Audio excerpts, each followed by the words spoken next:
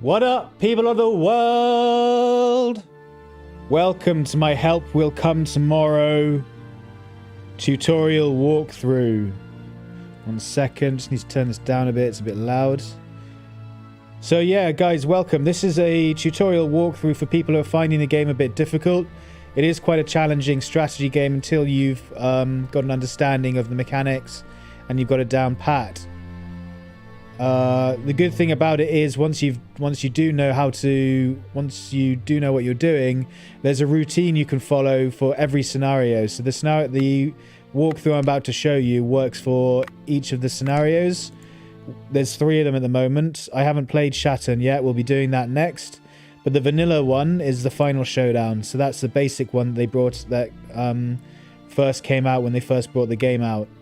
We're going to be playing on Resident of Siberia, which is the hardest difficulty.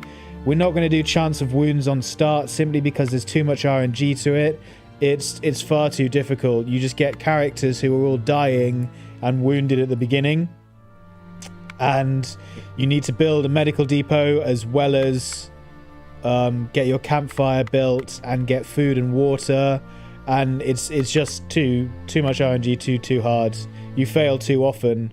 If anyone has seen a playthrough of someone doing Resident of Siberia with Chance of Serious Wounds on start, I would love to see it. If they could leave a comment down in the section below, let me know what the link is to the playthrough. I'd love to see it because I've never been able to do Chance of Serious Wounds on start without people dying on me all the way through. So this is going to be a full playthrough of the vanilla scenario on the hardest difficulty with all characters, none of them dying. Let's dive in. Start a new game.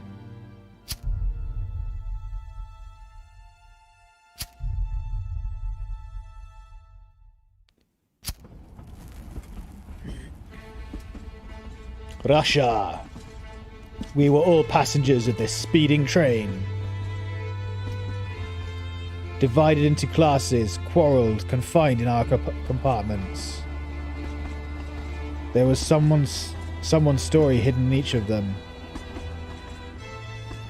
War, escape, adventure, fight for change.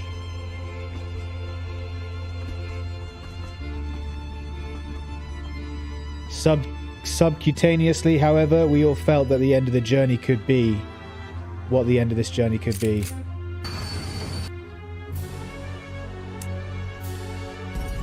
Blammo! They blow up the train line.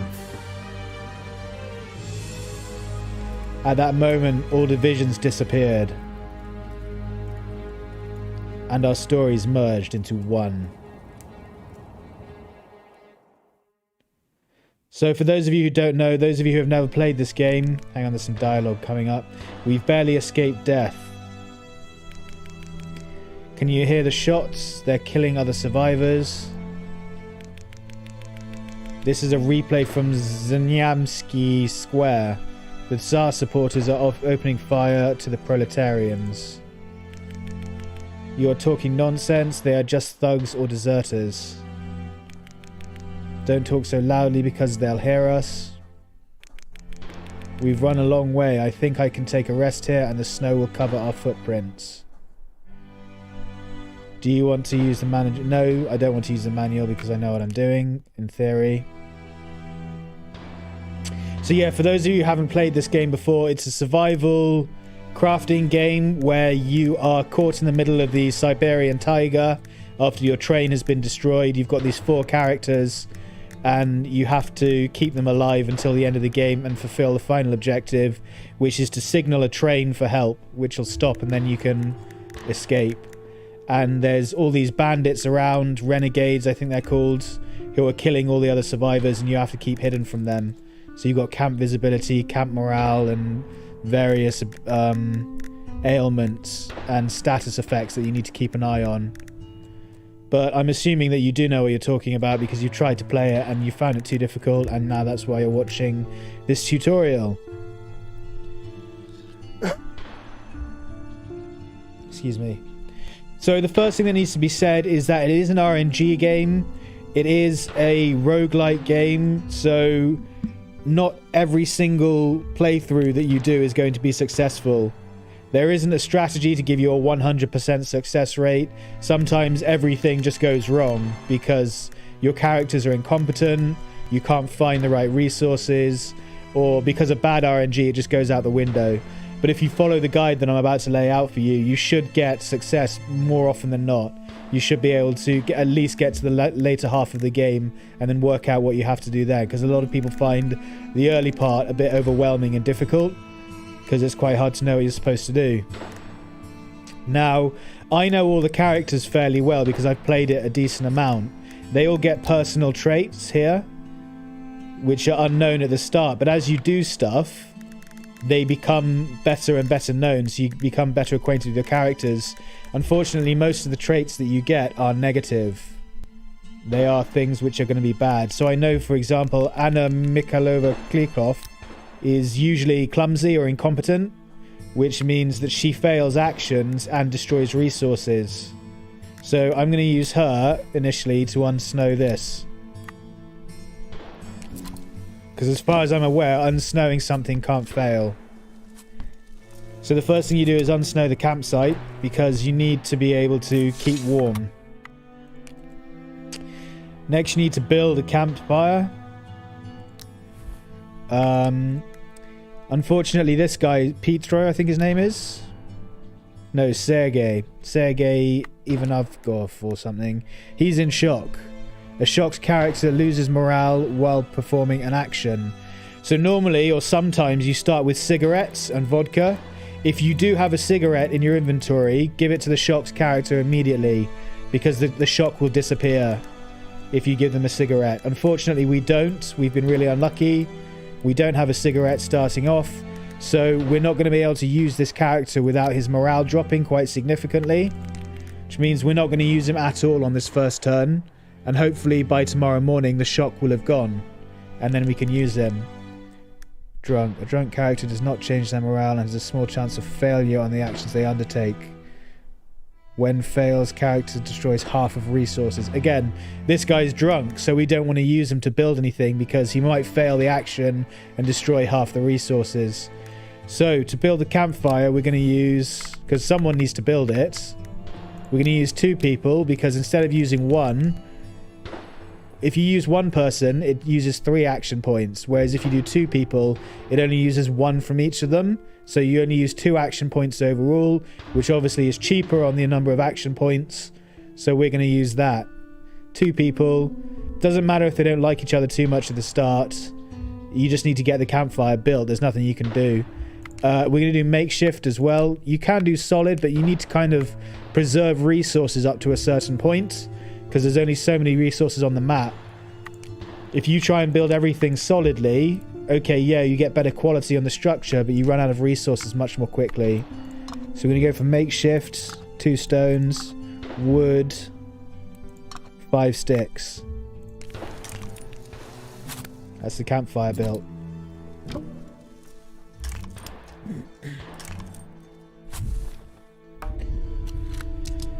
Ugh, he's messy. This character does not work precisely. The quality of their construction is lower, and the credit of others consistently decreases. In return, during the makeshift action, their morale increases, and after a large action, they have a chance to regain AP. Okay, so he actually, because he just did a build action, just regained 1 of his AP. So instead of going down to 2, he's still got 3. See that? That's quite important. Incompetent, like I said, she's incompetent. This character does not know the tasks entrusted to them. There's a small chance that any action will fail, and loss of both AP and resources. So you really don't want to use her for building or constructing or doing anything around camp. What you want to use her for is exploring. So that's the campfire built. Next thing we need to do is need to check the frost change. So they're gonna be cold. Do I have anything I can burn? Not really. Just the vodka. I could burn the vodka, but I'm gonna need it because he's sick. So one of the first things we need to do is build a quarantine point to get him medicine. Otherwise, he just dies. I think he's going to die anyway, to be honest, in this playthrough. He's a nightmare, this guy. I absolutely hate him. He's my least favorite character because he's always sick and he's really hard to get unsick. And by the time you do, his health's really low and then he just drops dead anyway. So we might have to restart this playthrough, but I'm going to show you the steps that you can take in general to try and succeed more often than not, like I said at the start.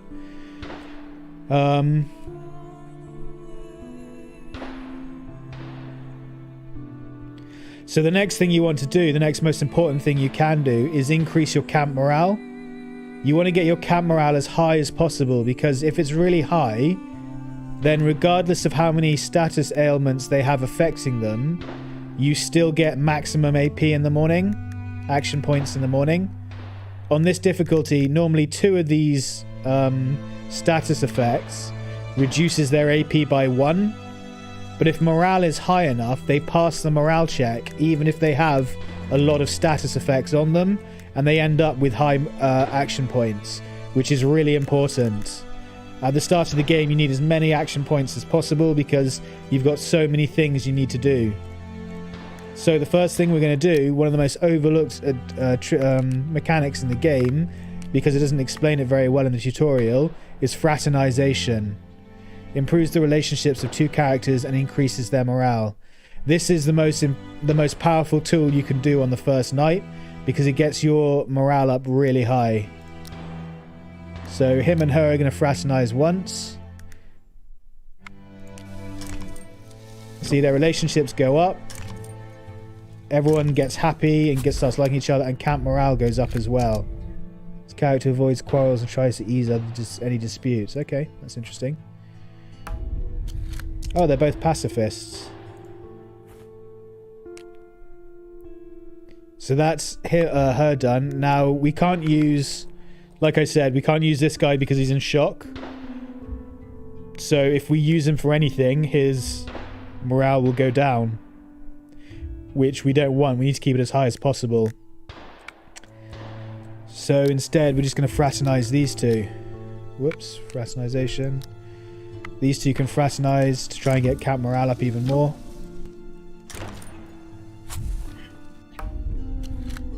He's a pacifist. Everyone's a pacifist. Who's going to go hunting then? And again. See, camp morale's going up. Now, I just want to check. I want to see, I'm not sure, if doing fraternization causes him to lose morale because he's in shock. It might not count. It should count as an action, so he shouldn't lose morale if I'm right. Yeah, there you go. 10 morale.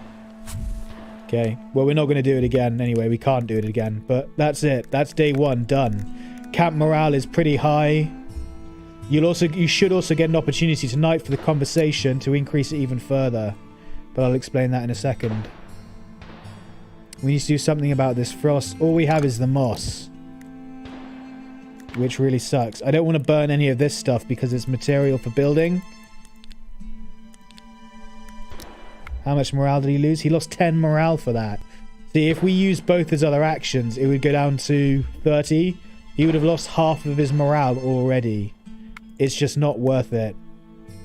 These guys can just get cold. Simple as. There's nothing else we can do about that. So that's the end of the turn. That's the first turn done. If you have stuff to burn, which normally you don't, to be honest, because you've only unearthed this one so far. If you do have more stuff to burn, then obviously what you want to do is burn as much stuff as it takes for the frost after night to stay at 0, for them to not get frost. But we can't do anything about that, so we're just going to end the turn, end the day.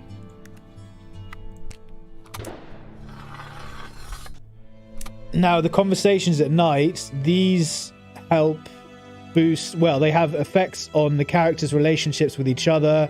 Sometimes you get items from them, and they affect camp morale. So you need to know, it just takes experience of clicking on all of them as you play through the game over and over, working out what each one does for you in terms of benefits. The first one you always take is Crash and Slaughter. You always take Crash and Slaughter on the first night. The reason why is because, once again, it's another conversation that boosts camp morale, and you need to get camp morale as high as possible, as early as possible, and keep it as high as possible throughout the campaign in order to make sure that these guys get their action points refreshed every morning. So we're going to do crash and slaughter. We were saved from the disaster and avoided the slaughter. It's unthinkable. Do you know if anyone else has survived? The train was derailed with dynamite. Shortly afterwards, the attackers blew up one of the rear cars where the soldiers were travelling. They must have known where to hit. Then they shot the survivors without mercy. Those who have survived could hide in the woods or somewhere in the wreck. We must stay together until help arrives. We are in the middle of the Siberian Taiga, without appropriate clothing and food, surrounded by thugs going after us. How much longer can we survive in such conditions? 1-2 days at the most? No, mate, we're going to make it a month, I promise. Well, you might not because you're sick and you're always sick, but we'll see if the others survive. In that case, let's hope that help will come tomorrow. So they obviously get hope, and that puts their camp up nice and high. Then I think Drunk Tail is quite good. I can't remember, I'm not certain. We're going to go with Drunk Tail, which is this guy. Listen, alcohol has improved my mood a bit, so I'll share a story with you, so to speak, on the subject, and it's straight from our train. But nothing about the disaster, I insist. Nothing, nothing. Well, a crippled man was with us, a veteran, well dressed. His left leg was wooden, or the right one. Anyway, imagine that from time to time, when he thought that nobody could see him, he was taking his leg off and pouring brandy from it. He drank, corked it, and then put the stump on again. This is absurd. This is absurd, I think he's supposed to say. I'm telling you the truth. After all, we have prohibition. It's difficult to buy good alcohol legally, and this old comrade found a way to turn weakness to his favour and hid brandy when no one will look. But that's not all. See, he got 5 morale there, that's good. Well, at one point, this man drank a little too much and confused stations. A bit after Omsk, he suddenly jumped up, having put on a prosthesis before, of course, and limped out of the car. We left with his luggage. I think I was supposed to say he left with his luggage. Well, I hope that the train staff found out about it and somehow sorted it out. I say it's not the end of the story. Well, exactly at the next station, and it was Novoniklov-Yevsk. Can't pronounce that for my life. The same man got on the train as if nothing had happened. He said he had confused the stations and would still travel a bit. Impossible. The same man got back on our train at the next station. It's hard to confuse someone so characteristic with someone else. In that case, I know the solution to this riddle. He wasn't drunk then, but you were. And camp morale goes up again. Brilliant. You need to get, like I said before, camp morale as high as possible.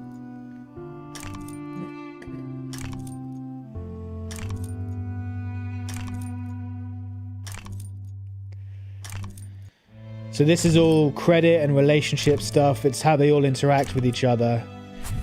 That kind of stuff's not too important compared to camp morale. Camp morale is the most important out of all of it. Likeable. This character is the soul of the party. The friendship of other characters towards them increases constantly. And then bam, there. So even though he's got 2, she's got 2, he's got 2, because camp morale is so high, they pass the morale test. You can see. Which means that we've got maximum action points in the morning, which is the most important thing. Ah, he's sickly.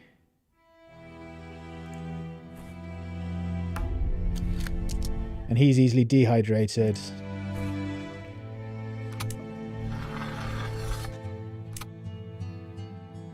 Okay, shock's gone from this guy. That's good. That means we can use him.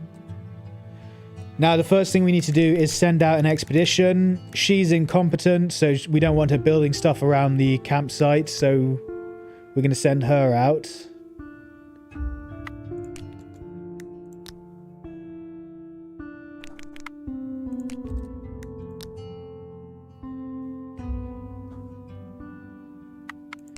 We're going to send her and the drunk guy out. Those two are going to be our expedition people. And I've just realised that my chat window is in the way of the send expedition button, so I just need to raise it a bit. There we go. So we're going to send expedition. You always send 2 people on expedition no matter what, because it increases the amount of action points you have available for traveling. It reduces the likelihood of them getting lost, and it increases the amount of stuff that you can carry. So her and him, we're going to send on expeditions. Now you always, for the first couple of days, go the same route. I'm going to show you the route now. And the reason why you do this is because you need canvas and building supplies from the train wreck. But the only time it's safe enough to go there really is on the first night, the first day. It sounds counterintuitive, but if you follow this route, go here, then you should stay safe. You should have enough action points to gather enough building materials to build stuff, but also you collect food from here and water from up here. So the first tile we go to is this one. Oh, that's really unfortunate. We lost an action point on the first turn, which means we're probably not going to be able to get too far. It's basically RNG, but you still follow the same route. You just hope that you can get as far as you can get, basically. Under the snowy tuft of moss, you find an old deer skeleton with a magnificent fork horn.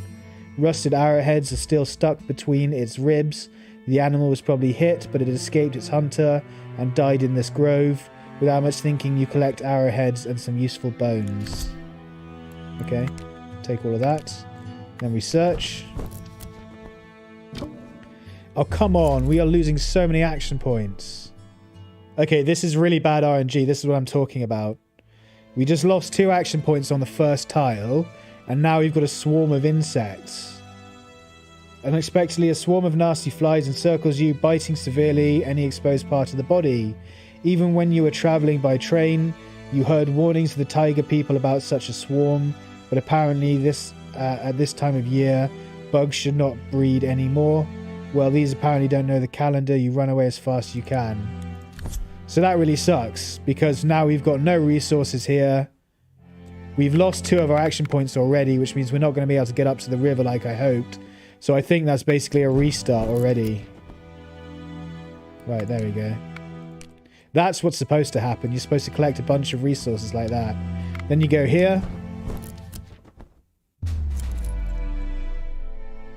Disassemble the scarecrow. You always disassemble the scarecrow, because you get resources from it.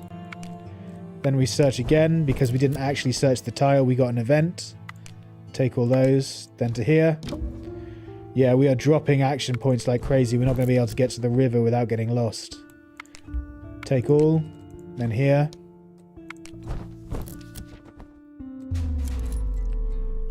Are you frigging kidding me? No, walk away. We always... Blueberries, says one of you, then laughs when the other begins to look around the ground. I don't mean the plants, that's what you say about the forest bees. Look, indeed a few insects are flying slowly in the air.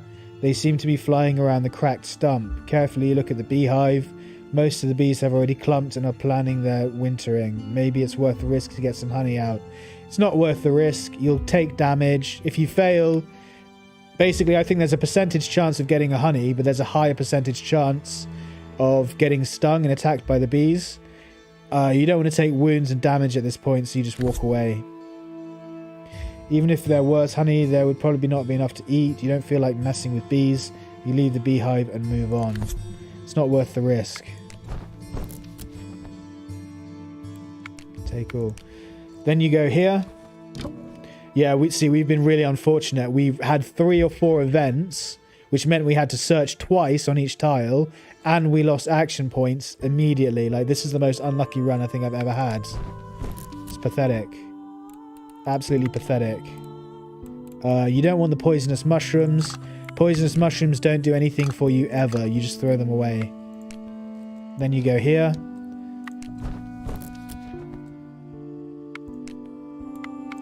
Now, normally with this high loss of probability, I'd head back to camp, because I wouldn't want to... Oh, my chat window's still in the way. It's a bit higher. There we go. because I don't want them to get lost. But we need water. Simple as. You have to get water on the first night. This has just been a really unlucky run with losing action points here, here, here. Then getting the bees, getting the insects. All the bullshit that happened, the RNG bullshit that happened on the way is really unlucky to get on your first day. So, did we search here? Yeah, we did. So I'm going to risk going to the river and getting lost.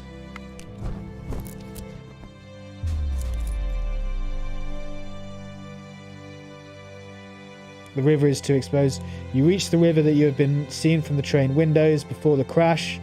The riverbed is wider than you have expected. It could be a Selenga or some important influent of it. Although water is still flowing in the middle, most of the surface is covered with sugar and fallen snow slush, which forms solid ice at the blanks. All ideas about escaping that seemed good by the fire now seem dubious. I'm not sure why this has popped up. This is supposed to pop up after a conversation you have, but we haven't had the conversation about it. So I really don't know what the game's doing at the moment. It's basically trying to dick me over because I'm streaming. Riverbank is too exposed, it's better to leave. The river doesn't seem to be floatable, and a sleigh ride on the autumn ice is a suicide. You will not waste the time walking along the shore. Not only wind and frost are more noticeable there, but you would be too visible. It's better not to tempt fate. Okay, so then we search again. We're going to get lost now, basically. Only 2 water. We need more than that. Get rid of the insects. They're useless. We need more water. Simple as. You need 4 water on the first night to stop people getting thirsty. I don't want to risk it though. Basically, we got a 72% chance of getting lost. Even if we move there and we don't get lost, we'll then have like an 89% chance of getting lost on the search. So we're just going to return to camp, even though we don't have the water. So normally, like as I was explaining, the route you take is here, here, here, here, here, here, here, here. You always do that route, and then depending on your loss probability, depending on how much AP you have left when you get here, you might go here and collect more water. This is like an extra step you can get if you have a really good run on this. If you save loads of action points by the time you get here and your loss probability is nice and low, then you can go here and search and get extra water. We've had a really bad run on this one, so we've only just got here and we're really short on water. But I'll see if I can do it anyway. I'll see if I can make this work. So we're going to return to camp. These fucking idiots.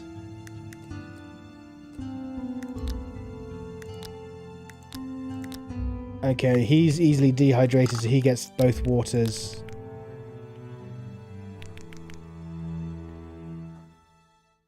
Yeah, see... Jeez, this has been a really bad run. You hardly got any mushrooms as well. Okay, so basically, you saw that we went here and here. The reason why you go to these 2 is because there's blueberries there, which you need to use to feed everyone. Here are their stats here. So this guy's got loads of hunger, so he needs a few blueberries. 1, 2, 3. This guy can have 1, 2.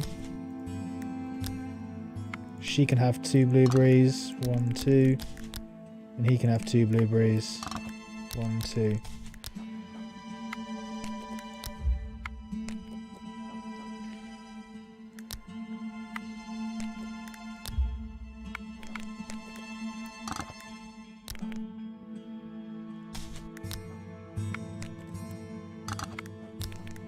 You obviously want to keep these as low as possible, but the main thing is stopping them from getting...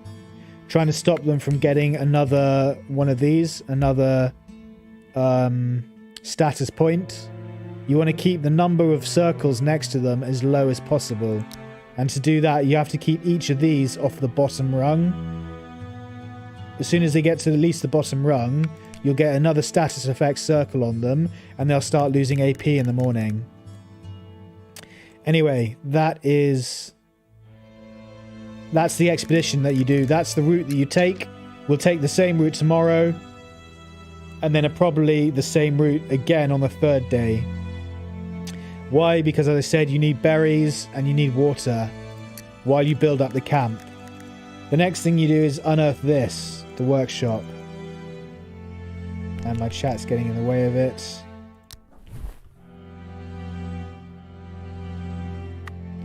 Hang on, I need to sort my chat out. Sorry, guys. There's nowhere this can go where it's not going to be in the way, I think. Let's try there. Unfortunately, this game's got a lot of tiles and lots of things that you click on in lots of different places all over the screen. So having my chat window up kind of blocks it. So I'm going to have to move chat around every now and then. Yeah, so the next thing you do is you unearth the workshop. This guy can do that.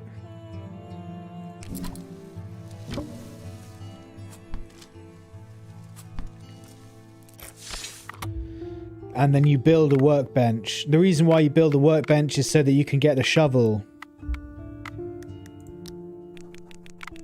Yeah, morale -5, that'll do.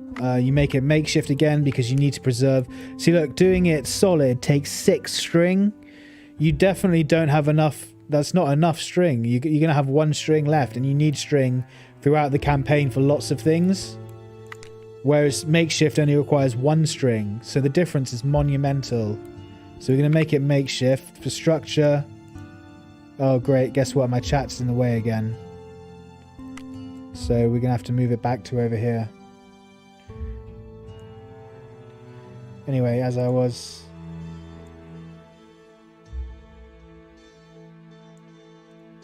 No, it's in the way still. Okay, I'm going to have to minimize my chat for a moment. Yeah, what we're going to do is build the workbench with these guys. And we're going to do it makeshift, so we save resources. The structure. Now, what you want to do when you're building is use the least amount of resources required possible. So this has 1, 2, 3, 4, 5, 6, 7, 8, which is 2 lots of 4. So that means not a single bit of clay will be wasted. That fits perfectly. You see what I'm saying? You could use 4 of these because it's 2, or you want to make sure it's the exact amount, basically, is what I'm saying. If you use stone, then you'd waste some because you'd have 3, 6, and then there'd be another stone, so there'd be 2 of them missing, 2 of the little dots missing in essence, which would be a waste of stone. So we're going to go with clay here. And then wood, it doesn't really matter. We're just going to use sticks. And then we're going to build it.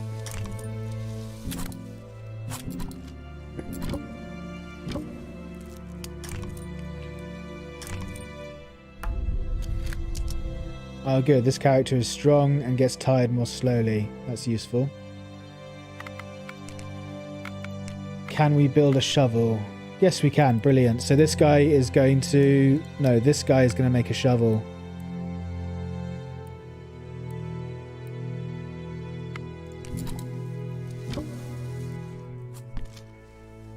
Now that we have the shovel, we're going to unearth these using the shovel.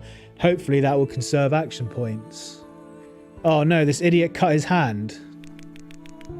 Okay, so the first thing we need to unearth is this place, obviously. Yeah, first thing we need to unearth is here.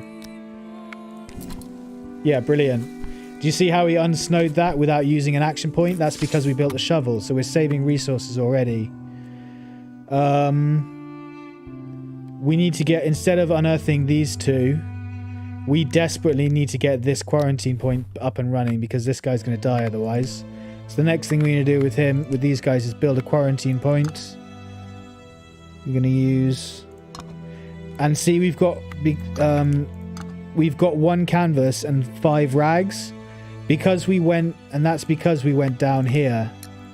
Because we went down onto the train. Rag low, canvas low, canvas low. So we picked up canvas and rags from these 3 tiles. If we'd just gone straight to here and up to here to the water, then we wouldn't have the canvas and stuff that we need that we're now using to build this. So that's why you follow that exact route that I laid out at the start. Now I know I said you want to get the exact number of circles to fill up perfectly so you don't waste any materials, but there's no way to do that here. Because it's 3, the lowest one you can use is 2 2s. 2 times 2 dots. So that's what you're going to do. It's the lowest resources. And then for wood, we want to save the sticks. We don't even have enough sticks. So we're going to use needles. And then these two are going to build it.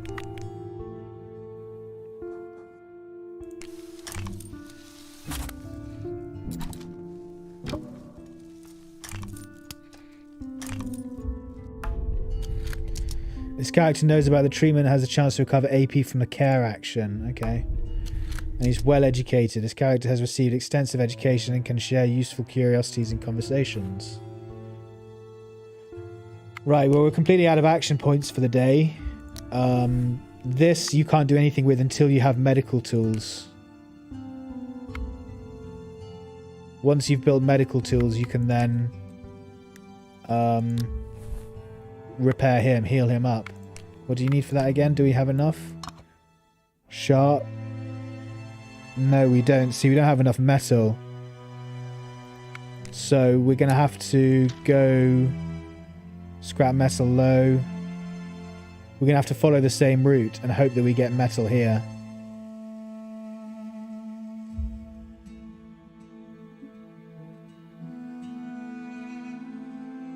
I might come to this one. I might come down here.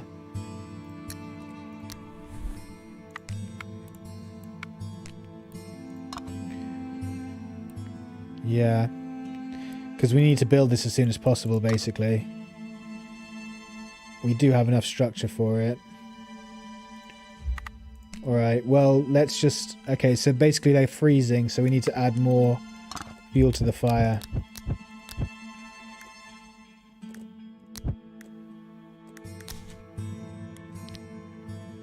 Got 5 pine cones, okay.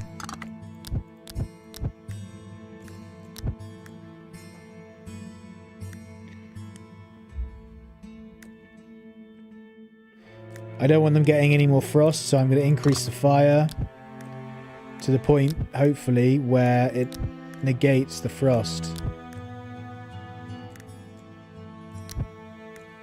Nope. Well, that's all our resources. That's everything we can do anyway with the fire. Like I said, I don't want to burn any of these for the same reason that it's all building materials you need to keep. This run is not going well at all, guys. Like I said, sometimes you just get screwed by RNG. At the moment, this run's going incredibly badly.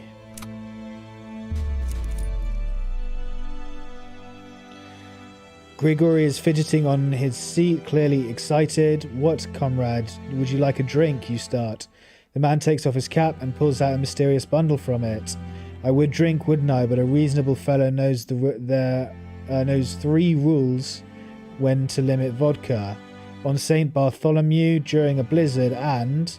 Grigory throws the bundle into the air, and when he has something better than vodka, ha! Acrid smoke hits the nostrils, irritated by frost, and is immediately followed by bliss. What behavior is this? What are you poisoning us with, comrade Dimitriev? Is it some rape or hashish? Is that important? Grisha laughs and his voice slowly turns into the clatter of a stalk. Unexpectedly, it turns out that you are sitting on a saucer around a big cup filled with coffee instead of the cold taiga. A huge hand with a beautiful signet ring chases you away like flies. It is Tsar Nicholas himself who is reaching for the hot drink. Grigory Dmitrievs, you will be awarded the St. George's second-class order and 10 years of Siberia for this stunt. The Tsar thunders and Grisha just chatters in response.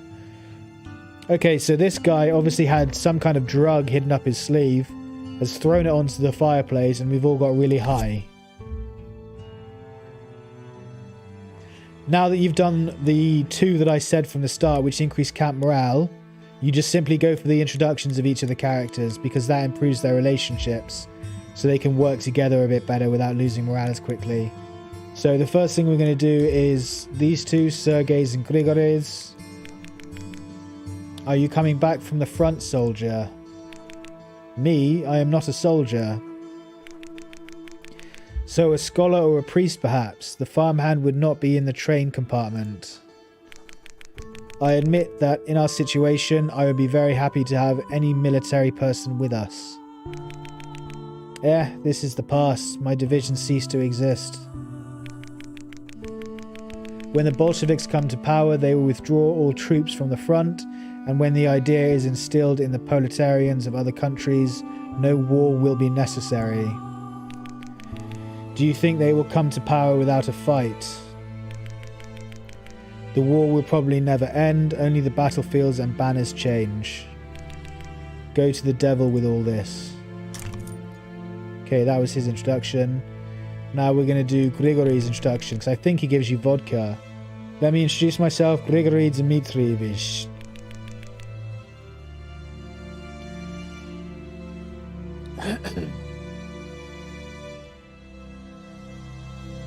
I presume that none of you has picked cucumbers? Has pickled cucumbers?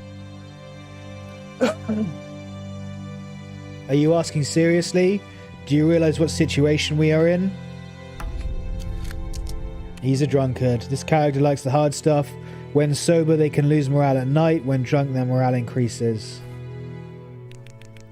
Of course I'm aware of that. We're damn far from the distillery. But what is this jabbing me in my side? Come on, baby. Come to your uncle. Yes, we get a vodka. We can skip the end day summaries. They don't mean too much. Camp morale. Brilliant. Again, see, look at this guy. He's got 5 ailments. Normally that would be 2 lusts of action points. For 1 for each pair. But because camp morale is so high, he still has maximum action points. Super important for the playthrough.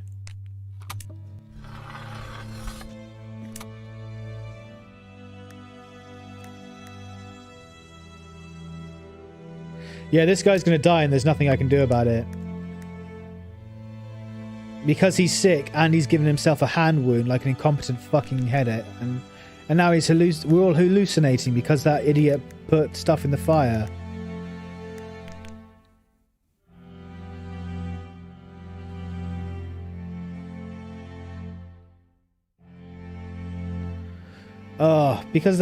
This has been a really bad playthrough. We've had a really bad set of RNG events.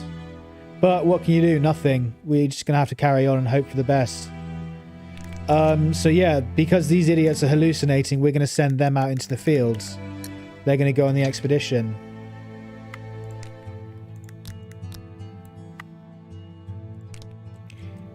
We can't go here now because this guy's there.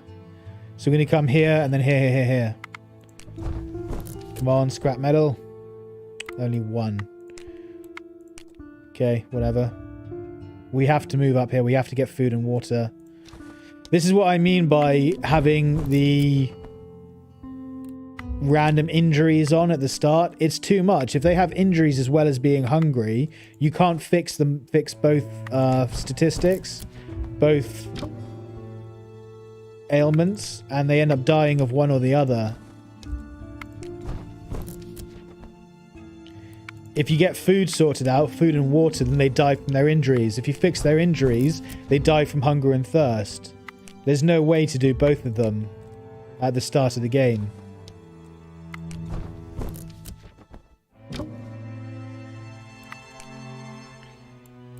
Poisonous mushrooms. You always throw away poisonous mushrooms first, because as I said, you can't do anything at all with them. They just poison you.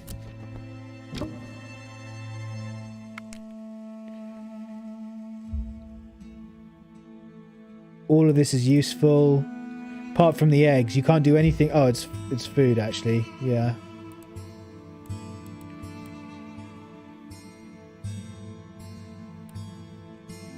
Yeah, we want the food. Probably the bugs. But again, bugs is food. You can eat 1 or 2 bugs before you get indigestion. We're going to leave the moss. It's not that important. Okay, so since basically our loss probability is so low, and we still have an action point left, I'm going to move here to search for more water.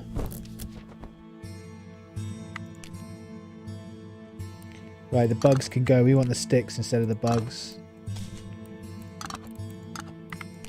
And again, because we still have an action point and our loss probability is still quite low, I'm now going to move to here to see what's here. You need the maximum number of resources possible. Branch is really useful for later. I think we'll get rid of the eggs. We need pine cones for the fire.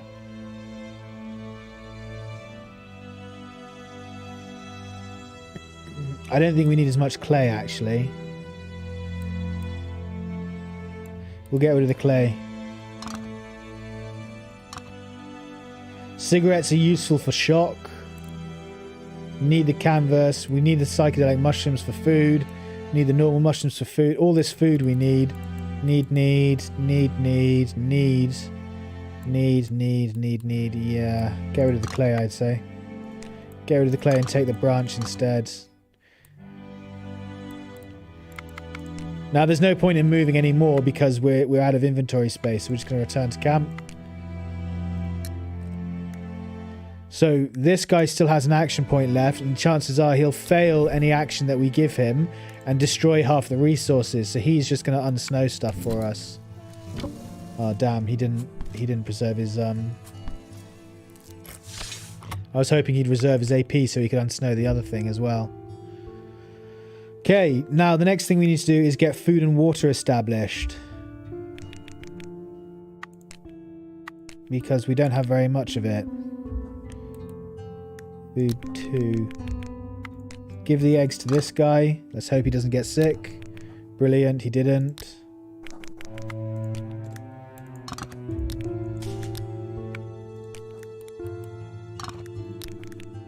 Give each of them 1 blueberry.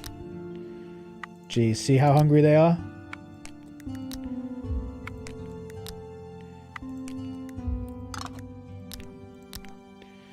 We need to cook. Simple as. We've got 9 water and a bunch of mushrooms. Next thing we need to do is cook.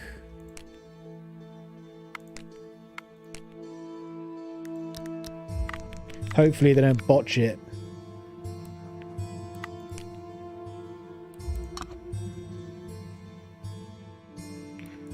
We've got plenty of clay, so we're going to make it solid because our campfire is quite low on health. Brilliant, they didn't botch it. That's really lucky. Especially with these two being... She's incompetent. I think he's clumsy. Lucky. A bit of luck can get you out of many troubles. I've never got that before. I didn't know she was lucky. Okay, cool. So that's that. The next thing we need to do is cook. This guy can cook. Cooked food. Mushroom soup. The reason why you always go for mushroom soup. The reason why you always go for mushroom soup, 1, is because it's the cheapest amount of resources you can get, the most amount of food. It gives you 4 food. I think soup only gives you 3. Delicious stew you need meat for, and stew you need meat for as well. Delicious soup you need herbs. So basically mushroom soup is the minimum. You only need mushrooms for it, and it gives you 4 food. Obviously you've got 4 characters, so you need 4 food every day. So you always make mushroom soup.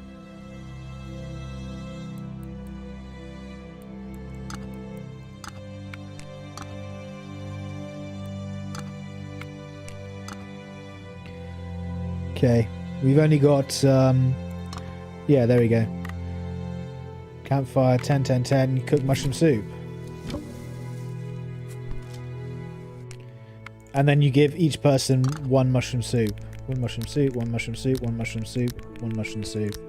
Now the hunger should be gone.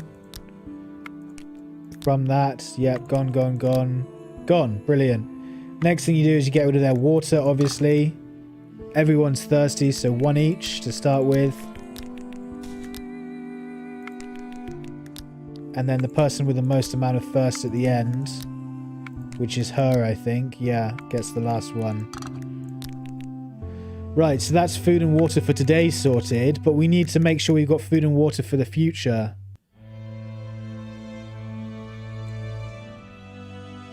But he also needs to bandage his hand and also get a sick balm thing, so we're going to build that next. Upgrade to this, medical tools, makeshift, him and her.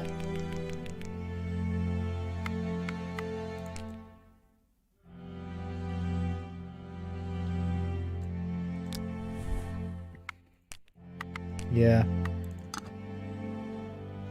Good, we did get enough bones. That's lucky.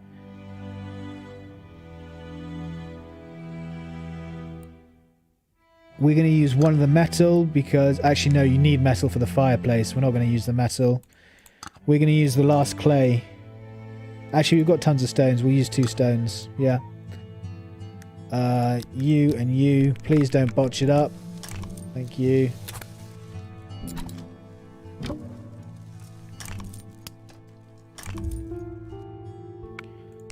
Okay, so that's that. Next thing we need is a cold balm for this guy.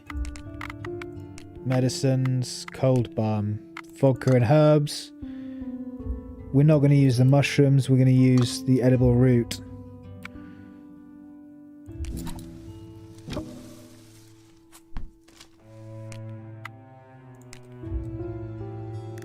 No more action points left on anyone. We'll give this guy the cold balm. Yeah, it will do you good. Hopefully it'll get rid of his sick. If it doesn't, he's going to die and there's nothing I can do about it. Okay,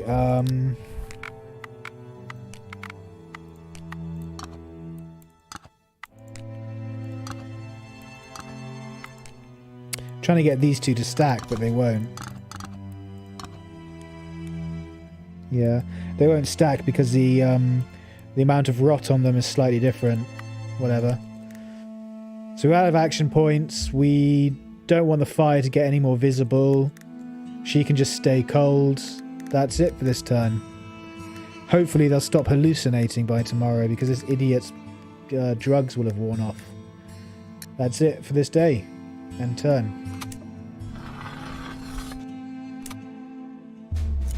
Oh, now what? Are you kidding me?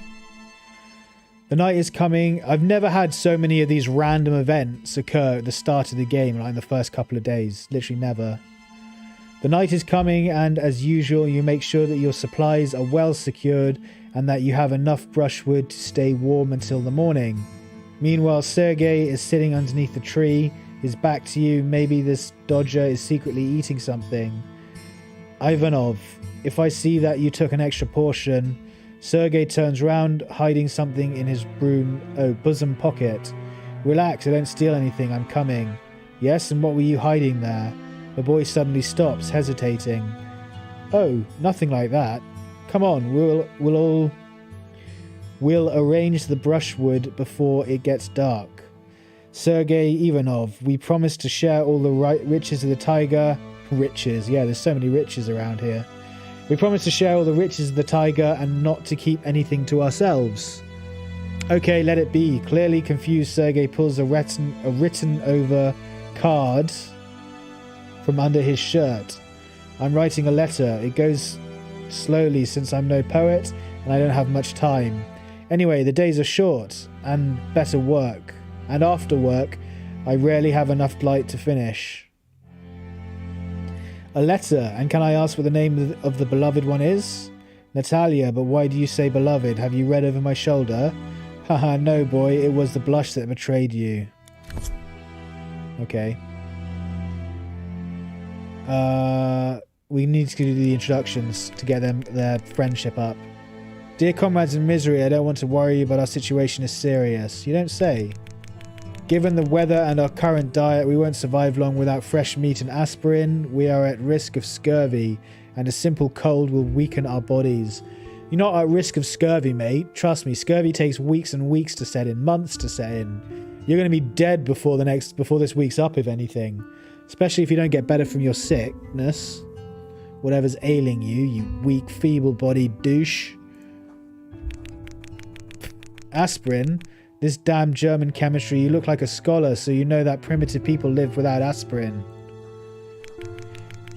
And they died not even 30 years old on average. Yeah, that's a good point. Because of a runny nose. Sometimes also because of scurvy. Stop going on about scurvy, mate. You're not going to get scurvy. Must you be such a pessimist? Do you really think we'll all die? Everyone? I don't know. I can see the beginning of scurvy in me. Oh, my tooth is moving. That's not scurvy, you idiot. Yeah, it's moving because you have hit your jaw on the floor during the accident. The shock during the collision may have caused me Micro traumas which will manifest themselves soon. This guy's a bell end. I really don't like this guy. Anna's introduction. I'm cold. Get me out of here. Maybe you'd like some caviar. I beg your pardon. Oh dear. Haha, easy miss. A bit of humour would do no harm in this situation. Humour, I'm frozen to the bone. Please, do something. My poor Vieira. She would bring me my fur now, and she would brew chai with arak. But those butchers, oh my poor Vieira and Aunt Natska. Crying won't bring them back to life. You should worry about yourself now. Why did we leave St. Petersburg? We should have stayed in the estate of Prince Uchansky. Ah, Auntie, I should have accepted his proposal. Oh dear. So we can skip these. Brilliant. 3 action points for everyone again, despite having lots of these, because our camp morale is so high.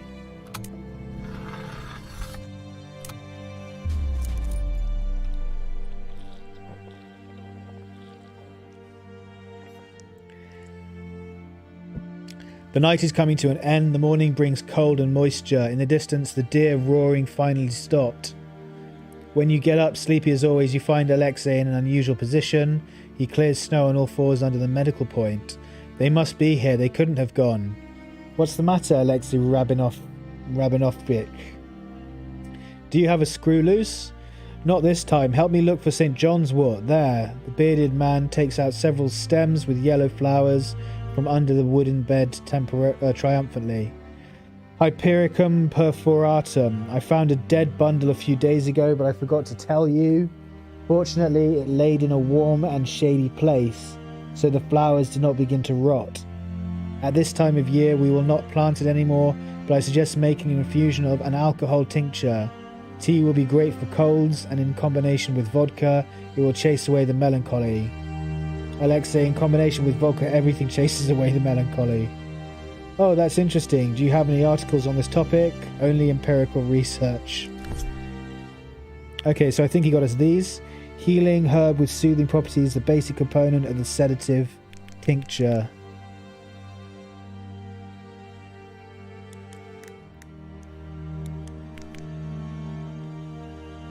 Oh, good. So no one's hallucinating anymore. This guy needs to bandage his hand, so he's going to stay in camp. She's freezing and tired. Snot. Love it. Actually, she's fatigued, so I think we're going to send her out. Her and him out. Who's got the least... Yeah. These guys are going to build. Alexi's going to fix her hand. No, her and... Oh, these two can go out again, actually. Send expedition. Him and her. Going to do the same route again because we need mushrooms and blueberries and water. Mainly, above all else, we need water.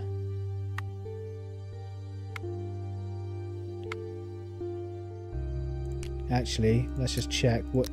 One thing I want to get built today, herbal tea.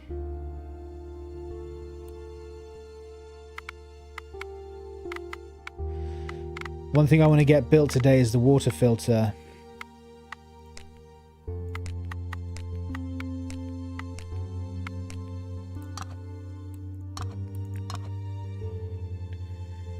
We want to get fully upgraded, so yeah, we do have enough. Okay, so yeah. Him and her, gonna go out next. Oh, I didn't send... Okay, I forgot to give him the shovel. Shit. That was a big mistake. Once you've got the shovel, when you go out for expeditions, you give them the shovel because that way they find extra mushrooms and roots and things. Not giving them the shovel, I think I may have done it yesterday as well, actually, was a huge mistake. So that, make sure you do that as part of the strategy that I was telling you about. That's the other reason why you build the shovel immediately. You give it to these guys, and when they go out searching, they find more mushrooms and more roots, which is really important for later on. So we're going to go here. We're going to do the same route again as we did before, up and around the river bend.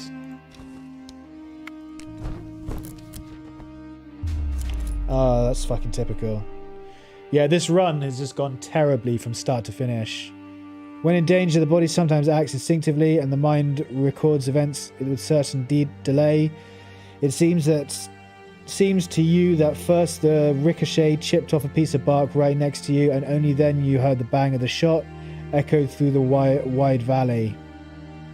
Another bullet hit the frozen embankment, accidentally creating a sophisticated shape in clay. Only then did you start to run. Bullets are whistling over your heads, but you run without stopping. You manage to fall between the snow heaps, but this is only a temporary asylum. The renegades do not give up and run towards you. You see with horror that you leave a trace of blood on the ground. Run towards the trees.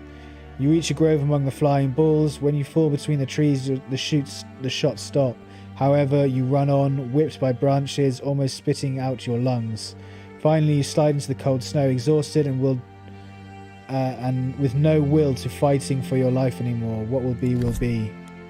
This time you've made it. The thugs must have lost the track, or they didn't want to go through the thicket. When you realise that the threat is over, you get new strength and return to the camp as soon as possible. Okay, this is a failed run. Simple as. She's now bleeding. She's exhausted. We don't have the resources we need. I forgot to give them the shovel. This is a failed run. Simple as. Back to main menu. Start again. Like I said, RNG sometimes just fucks you over and you can't do anything about it. So, Resident of Siberia. Final Showdown. Chance of serious wins on start. No, that is way too difficult. I have no idea how anyone does that.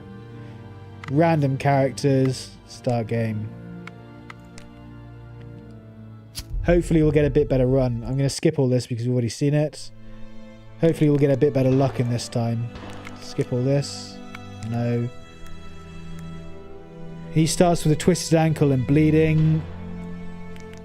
We also got no cigarettes, so we can't deal with the shock. We've got the sick guy and the drunk guy. So we can't use this guy because he loses health with every action. Can't use this guy because he's in shock and we didn't start with cigarettes. We can't use this guy because he's drunk.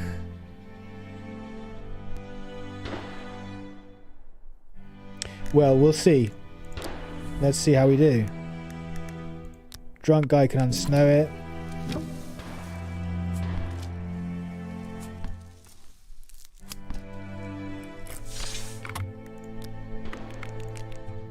Drunk guy and this guy can make it.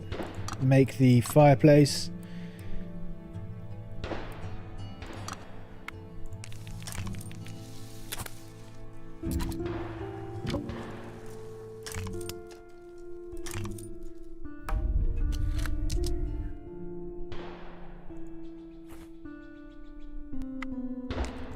And now we fraternize.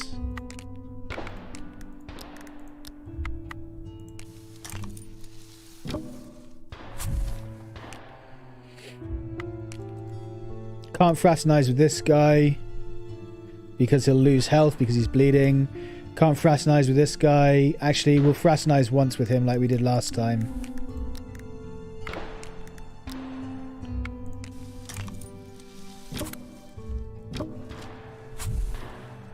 Camp morale going up. Good. Someone's going to get cold. But we've got literally nothing to burn. I don't want to burn any of these. So he's just going to have to get cold. We've got one spare action point left, which we can't do anything with. So we're going to unearth this, because as I said, this is the next thing that we unsnow. Action failed. He's clumsy. Oh, but he also retained his action point because he was doing a big action. Oh no, he didn't. Never mind. This looks like another bad run, guys. Okay, so that's it. That's all we can do. End day.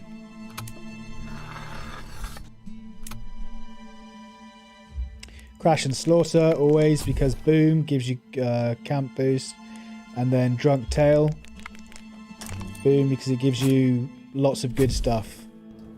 Like that. And then we skip. And we should have 3 action points on everyone. 3, 3, 3, 3. Brilliant. He's sickly. Yeah, we know that. We got all men, guys. We have to make this run success to prove the power of men.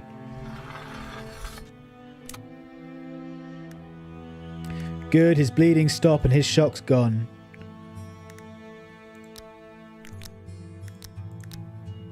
Okay, so it doesn't really matter who we send out, apart from this guy, because he's got a twisted ankle, so he's not going anywhere.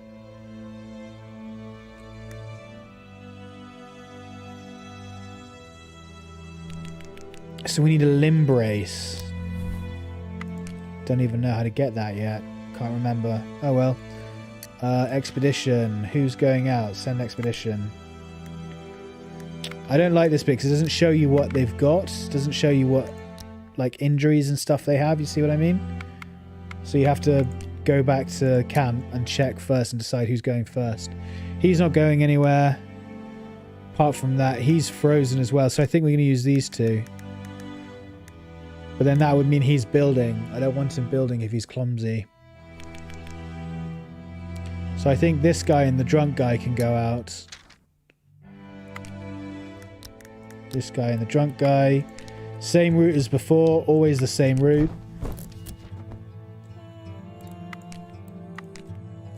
Then here. Observing this character's chance to find additional resources during the collection exploration action. That's good. That's a really good trait to get. Brilliant. See what I mean? This is much better. Now we lose an action point. Exploring another region of the inhospitable forest, you come across strange tracks. They are fresh and clear, but you watch them for a very long time and with growing consternation. You don't need great perceptiveness to notice that their limbs have left that 3 limbs have left them, 1 shod and 2 with hoofs. You come to the conclusion that either a 1-legged man wandered this way in the company of a 2-legged deer, or a 3-legged deer walked in 1 shoe. Ultimately, it could be a 1-legged person supported with 2 canes from deer legs, or a breath of icy wind interrupts vain considerations and move on quickly. Thanks for that, random bullshit.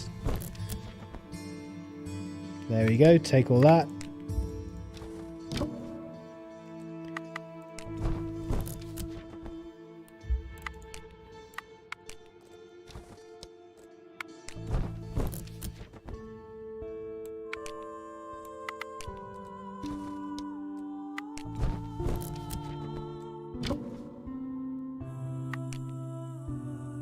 Don't want the poisonous mushrooms, they do nothing for you. Then here.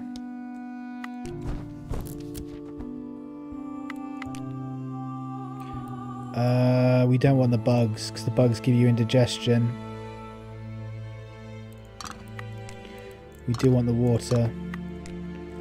Then here.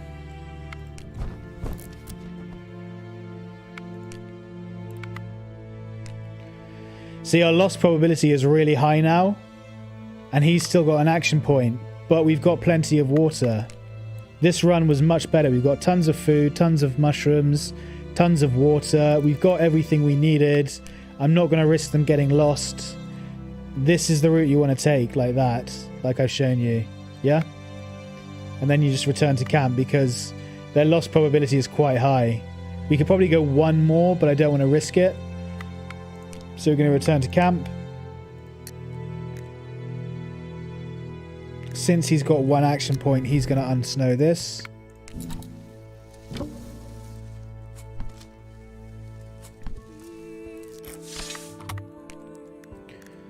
Then we're going to build this using these guys.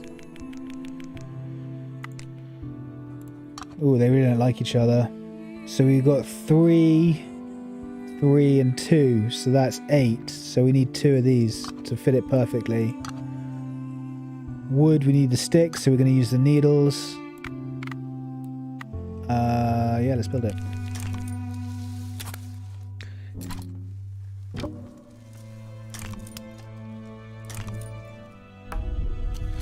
Strong.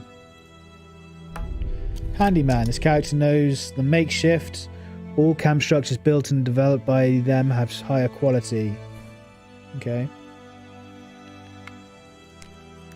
Now we need to build a shovel.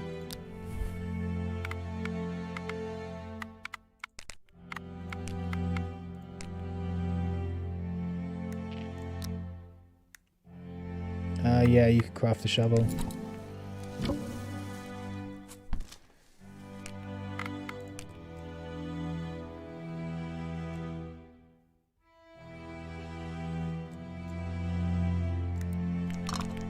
Let's sort the fire out. Make sure none of them are freezing.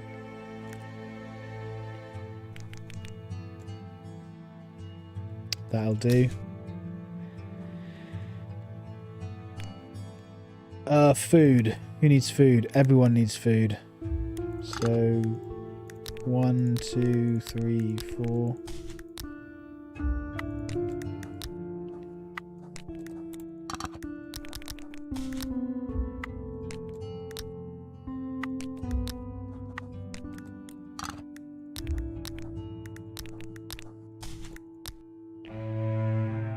His food's fine. His food's fine. His food's fine. His food's fine. So now we need water. 2 for you. 1 for you. 1 for you. 1 for you.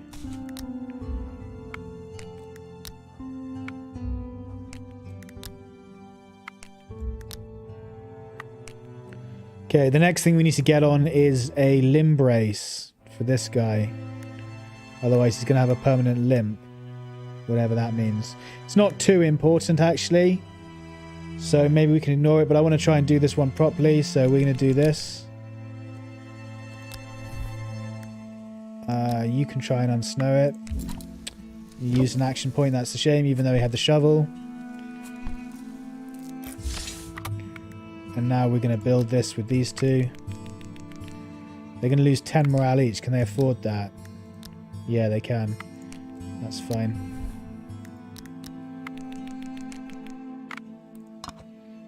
Two rags.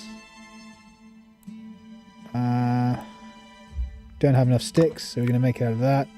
Ooh, we don't have enough to make it, actually. Yeah, we don't have enough to make it. Alright, we're not going to make that yet. We'll have to make that tomorrow. Instead, we're going to make the pot.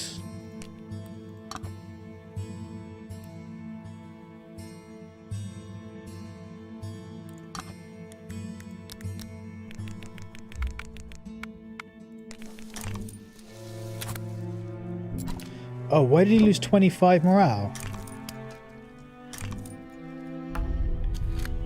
Short attention span. This is why. When the character performs the same action in the second or third time on a given day, they reduce their morale. He lost an extra 15 morale for that. He lost 25 morale in one go. Holy shit. That was really bad. That really sucks. So we can't use him for more than one action per day of the same type.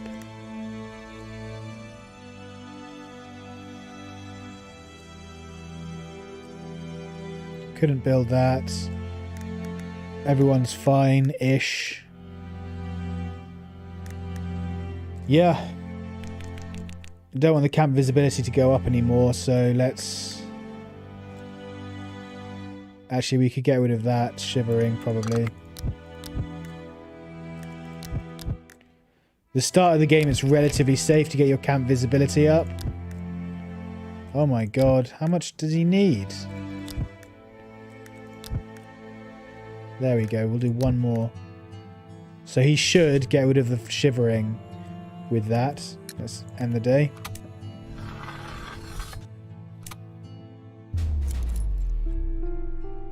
Oh, this asshole's fucking poisoned us again. Dick. Alexi's introduction. We've already seen that. Keeping to old established rules is crucial for this character.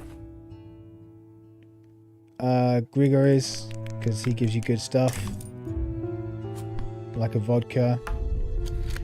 Drunkard, yeah.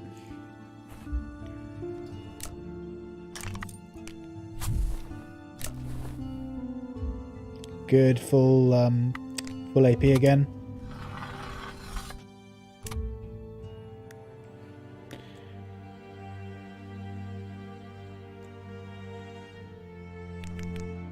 Oh good, we got rid of his shivering. Just.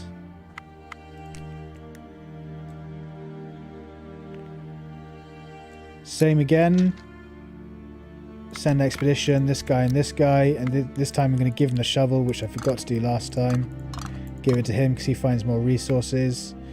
Going to do exactly the same route again, except we can't go there. So we're going to go up round like this to get water again.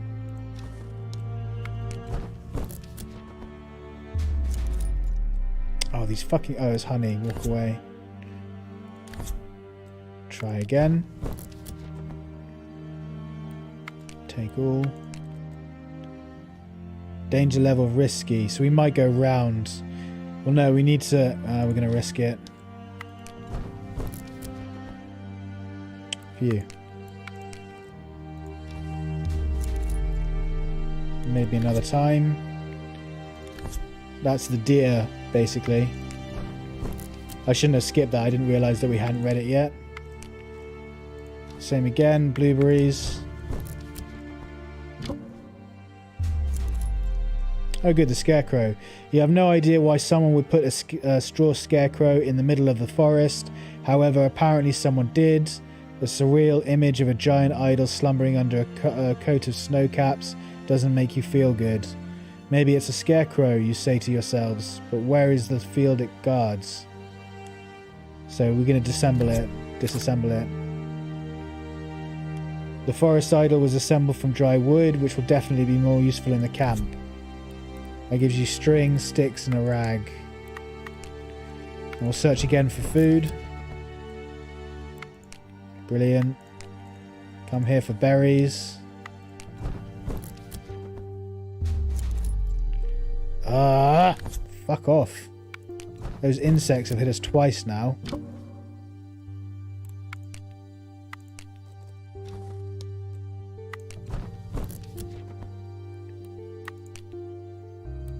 Poisonous things can go.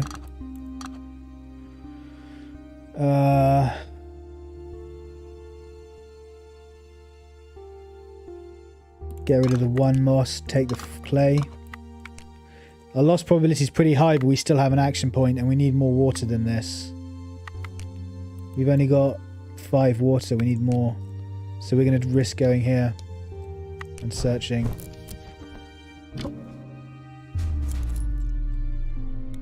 The river is too exposed, it's better to leave. You never do that. That just gives you fatigue and frost. Brilliant. Done. Now we go back to camp. Okay, back at camp.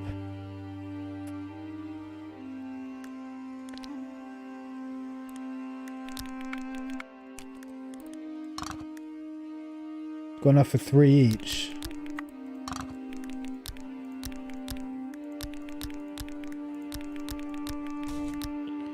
See, the blueberries help you maintain their food just until you can get the cooking done.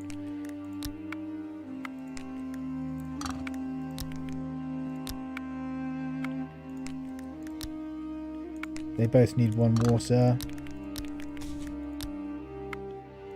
He needs 1 water. He needs 1 water.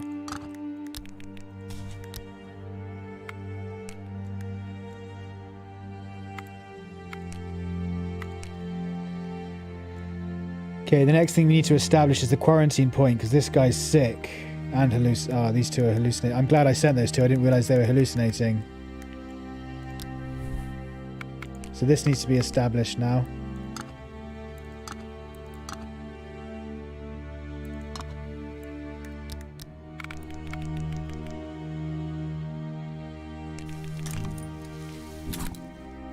Oh, why is he losing so much morale? He lost 15 instead of just 10.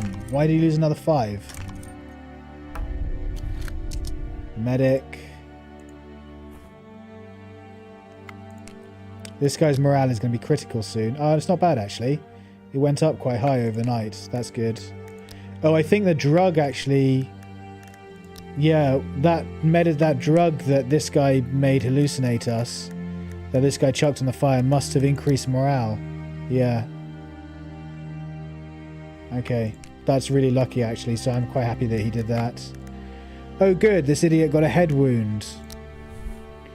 So we need to make this. Which means he's going to lose even more morale, but we have to.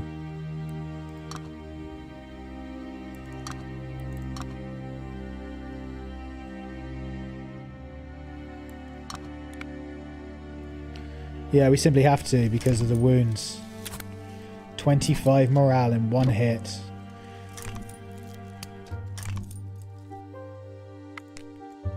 What's his morale now? 25. Fucking hell. I wonder if cigarettes boost morale. Let's find out. 25. 30. It raises it by 5. Okay. Right, so twisted ankle. You need a limb brace. Where do we get a limb brace from? Bandage, limb brace, antidote. Okay, cool.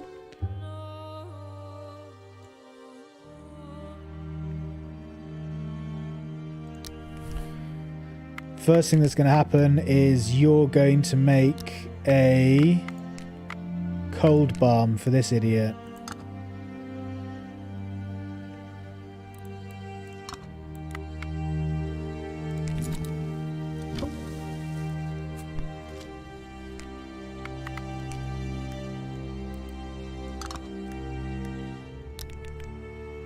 Yes, it will do you good. This guy's going to wrap his head wound that he got.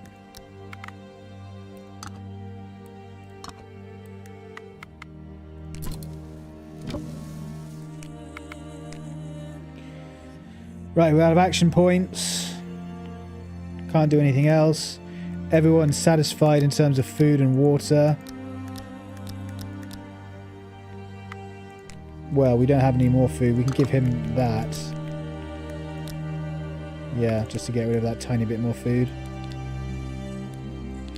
Right, how are we doing on Frost? Frost is fine. Camp visibility is fine. Everything's good. Let's end the day.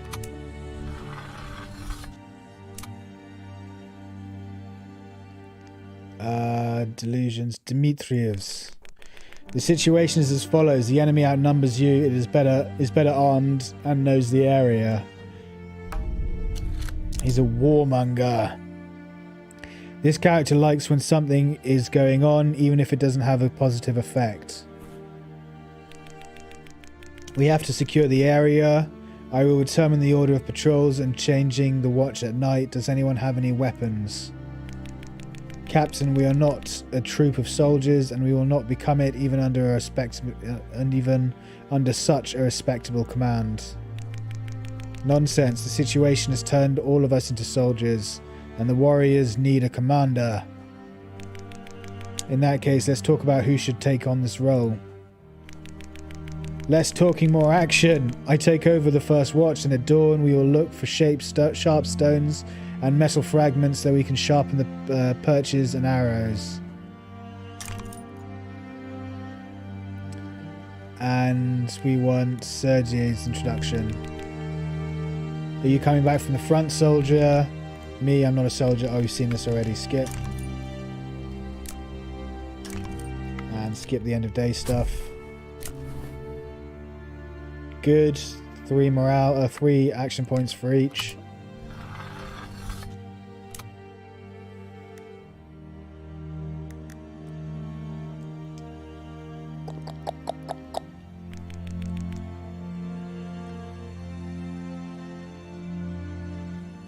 Okay, so now we've got plenty of food and water at the moment, so we don't need to do another food and water run. But we do need resources. And it's also heavily snowing.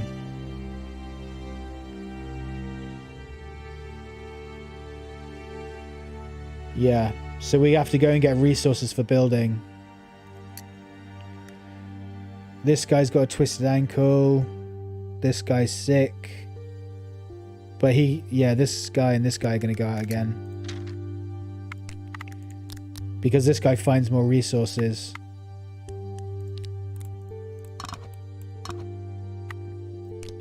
So now instead of coming down here and going up here, what you do is go here, here, here, and up round here basically.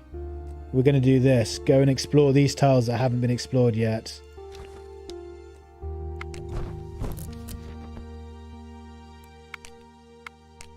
Because we need sticks for building, we need pine cones for burning, we need mushrooms, we need feathers, we need all kinds of stuff. Go here.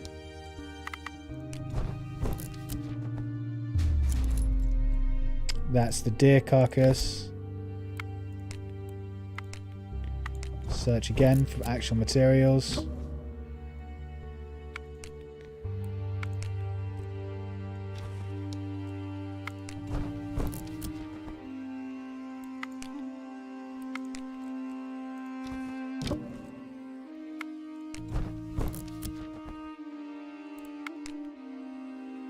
Ooh, we found some blueberries. All of this is incredibly useful apart from the bugs. You can take the blueberries instead of the bugs. We've got plenty of clay, so we're not going to take the 2 clay. Done, and we don't want to get lost. We've got no more AP to lose before we get lost in the woods, so we're going to return to camp. Back at camp, this guy needs a limb brace.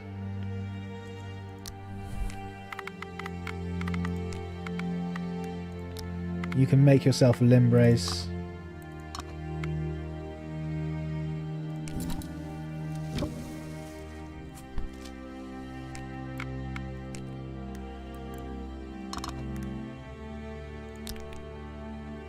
Brilliant, he's no longer got a twisted ankle, we don't need to worry about that anymore.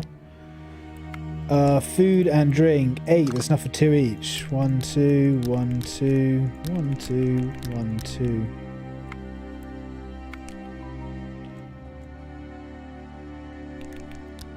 How are we doing on food? Okay, we need to start cooking now. You've got 3 action points, so you can cook. Mushroom soup. We got tons of mushrooms, that's what I'm talking about.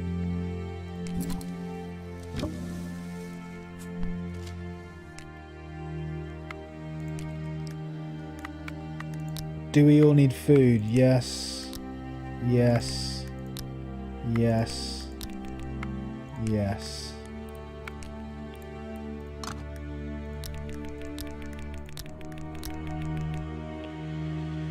That should have taken care of their water a bit as well. That's why I cooked instead of just giving them water. Yeah, that's taken care of their water, hunger and thirst quite well. Although this guy is still thirsty. Done. Right. That's all the medical stuff taken care of. We need to build a shelter next because people are starting to get fatigued. So we need to build up a shelter so that they can sleep.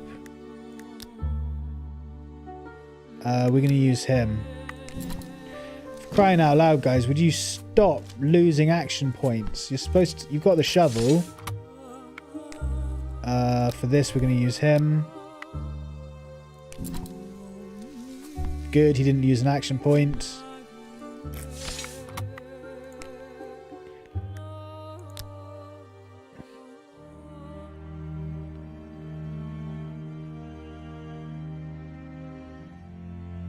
His morale's 45.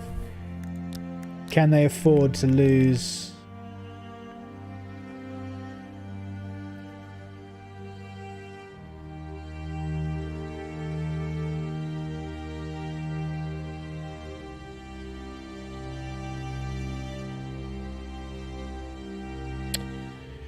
Okay, so he needs to make a solid... We're going to make a solid shelter. As it goes against my... No, we're not, because that uses 2 canvas. We're going to make a makeshift shelter. Oh, I can't manage this guy. He's got too many bad traits. Short attention span plus perfectionist means you can't build with him. And he had a twisted ankle, which meant I couldn't send him out. From now on, this guy is not going to be our builder. He's going to be our explorer. So it's going to be this guy and this guy are going to be our explorers.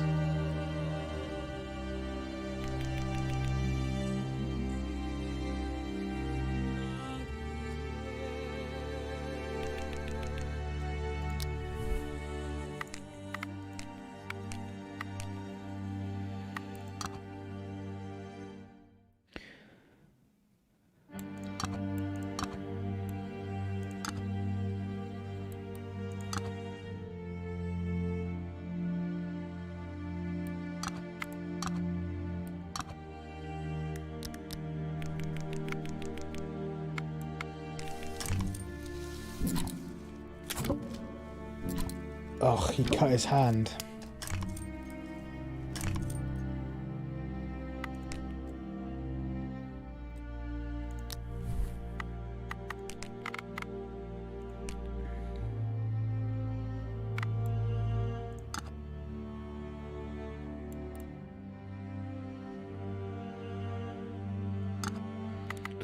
You're going to make a herbal tea for this guy to get rid of his sickness. 2 herbal tea, very nice.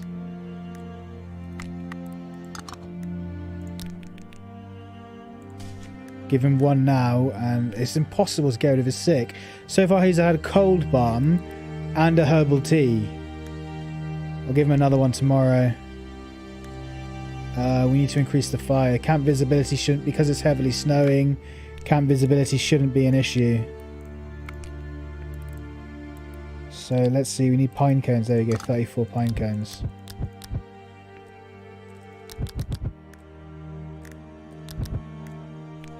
Yeah, there we go, good. Lots of canvas, that's good. Done, done, done.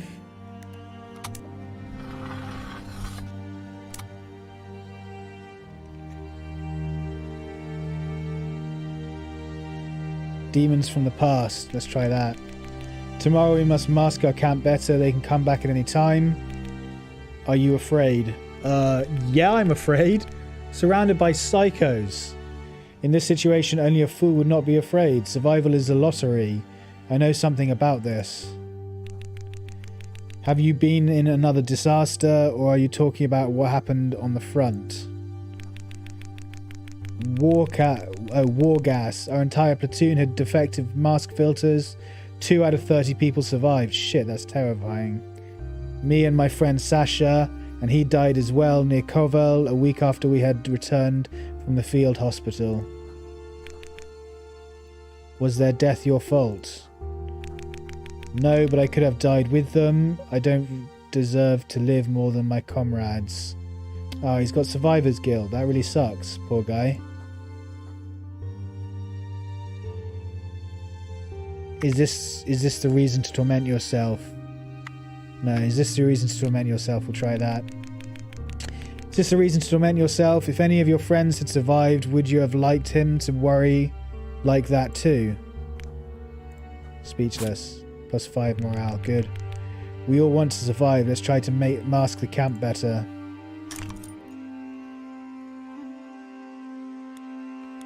Natural selection, I think, is a good one as well. The fact that we've managed to survive the disasters makes us think. I don't want to see the railway anymore. My dear, you don't understand me. I mean, we were extremely lucky to survive the hardship as the only passengers on the train. It is unique that we have been selected in a great attempt of natural selection. You see, these immoral writings of Darwin do not explain the secrets of the world. I mean, the laws of natural selection can't be fooled. Not in the long run. Since we live, it means that we have some features that enable us to survive. So now it will be easier for us to survive rather than for ordinary people? Actually, yes, although I'd probably die of scurvy. Still going on about scurvy. I think that something will eat you. Your knowledge is almost equal to defeatism. We'll try that. Your knowledge is almost equal to defeatism. Okay, that gave us a good boost. Alright, and now we skip. We need to try and get our camp morale up again. It's starting to get a bit low. Good. 3 action points each again. Hopefully it won't be blizzarding anymore.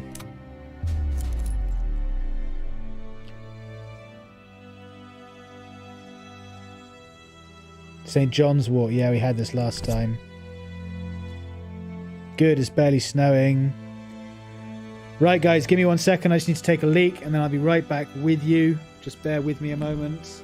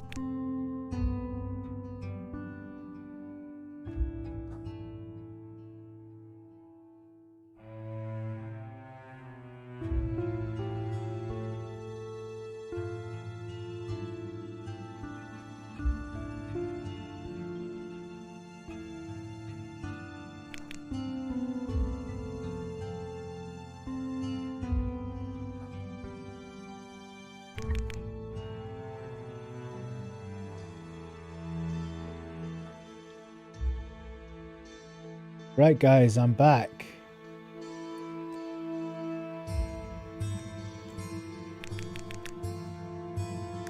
Thank you for your patience. I do greatly appreciate it. Okay. This guy's got a hand wound, so he has to repair himself, heal himself, whatever. Repair himself. He's not a robot. This guy's still sick, so we're going to give him another herbal tea. I hate getting rid of this guy's sickness. It's impossible, and his health just keeps going down. So in terms of expedition... Oh shit, these guys are out there. This guy's going to go out, this guy's going to go out, and we're going to give them the shovel again. And we need food and water, so we're going to come up this way. We're going to come here, here, here, and then go along the river. What a surprise! You see a strange animal resembling a deer or a small doe at the nearby grove. It has no antlers and its protruding ears bring a hare to mind more than a proud deer. It must be a Siberian musk deer, a timid creature often hunted for its fragrant secretions. Well, right now you're more interested in its meat and fur. Move away silently so it's not scared. We don't have any hunting gear, so there's no point. This time you decide to back out without disturbing the game. You are hoping that the musk deer will stay in this area. May you be better prepared for the next meeting, yeah. Okay, so now we search. Good, we found some blueberries. Everything is depleted on there apart from needles, so we're going to go here.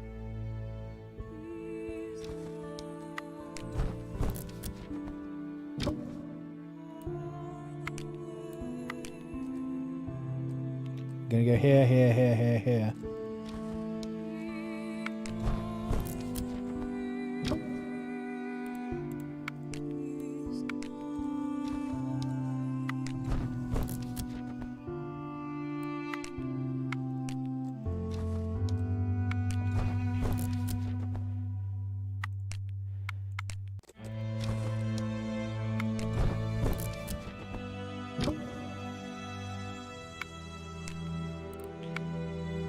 Water is plenty.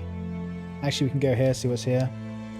We've still got an action point, so we shouldn't get lost. Brilliant. I was hoping for blueberries and we found blueberries. Right, let's head back to base. Our loss probability is getting quite high.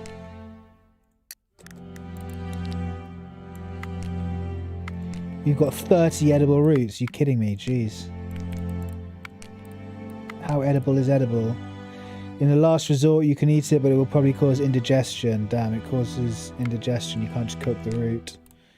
9, so we got enough for 2 each.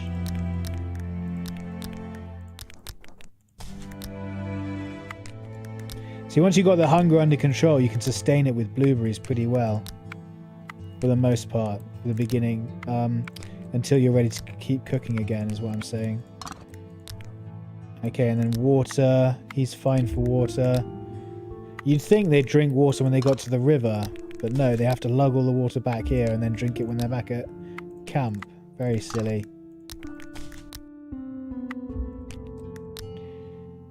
He probably needs 2 water. No, he's fine like that. Okay, brilliant. This guy needs to bandage his hand.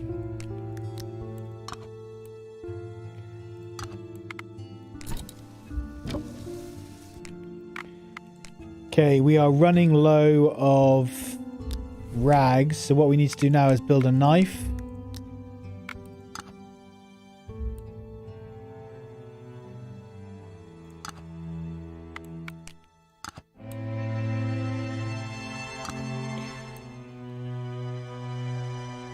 Using this guy.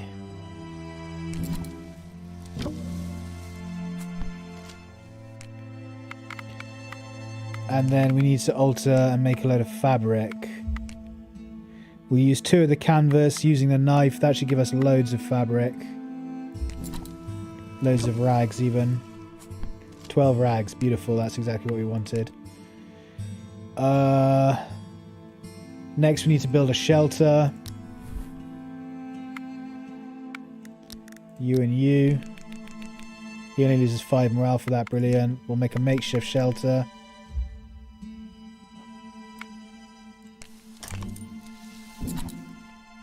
Oh, he cut his hand. Stop cutting yourselves, you incompetent fucking goons. Every single time they do something, they either bang their head or cut their hand. Friggin' idiots. Right, what's the... Oh, we need a water filter. That's what we need. I forgot we haven't built that yet. You and you can build a water filter. Might as well make it solid because we've got the materials for it now.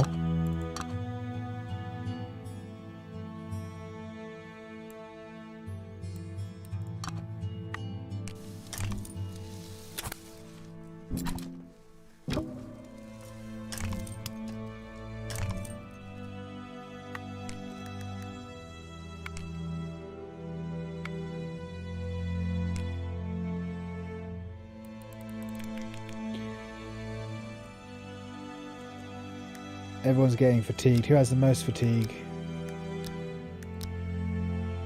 They're all about the same. This guy has the most fatigue.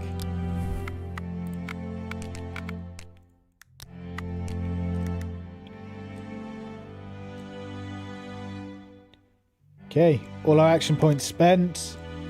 Can't do anything. Frost isn't going to change at all. So we don't need to bump the fire up. Camp visibility is not that visible. So we should be safe.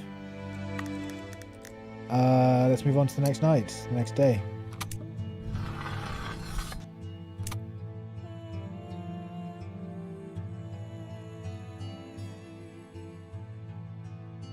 I can't remember which of these are any good. Let's try Sergei's paranoia. Sergei, why do you protest so much about increasing the fire? It's clear we have to hide from the thugs who derailed the train. Where do you get the idea that they were still in the area? Because we can see them? I've heard them hunting yesterday. Correction, you heard. No one was with you then. None of us heard any gunshots, right? No, we're going to support this guy. Sergei would know the sound of a shot.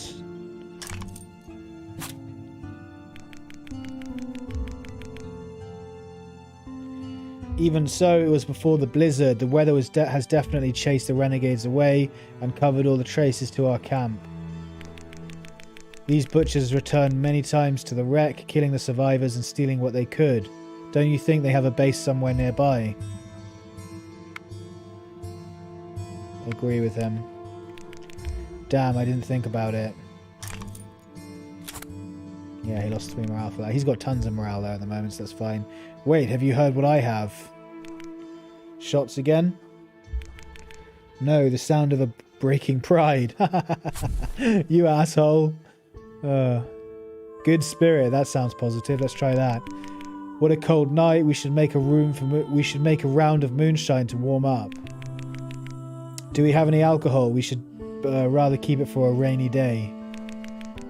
If the thugs get us today, there is no point saving for tomorrow. That's a good point.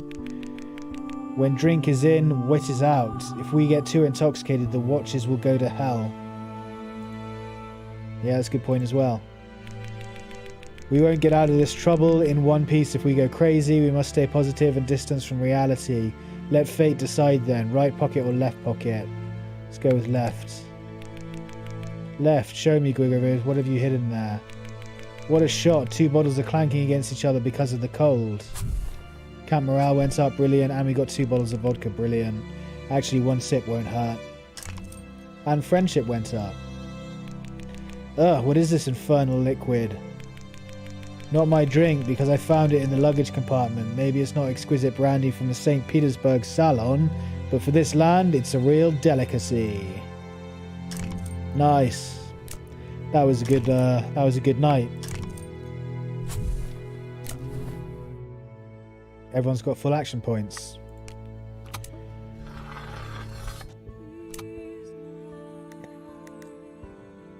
He's still sick. Fuck you, you piece of shit.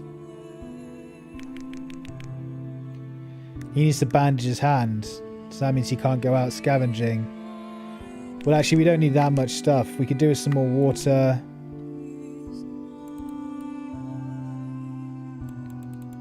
Yeah, we need to cook up 2 of these mushrooms. That means we need 8 water. Yeah, we could do some more water, but he needs to bandage his hand, so that's the first thing he's going to do.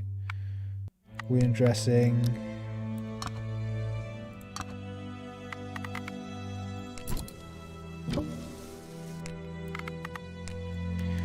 Right, this guy and this guy are going to go out for an expedition.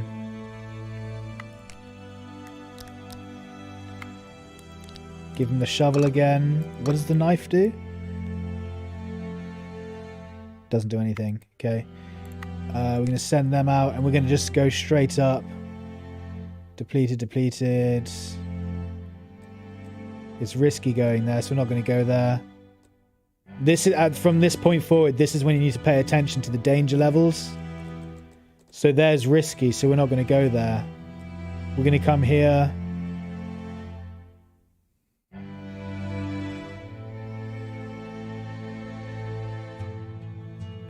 We're going to come up this way and then go along the river and try and go there as well. So let's go here.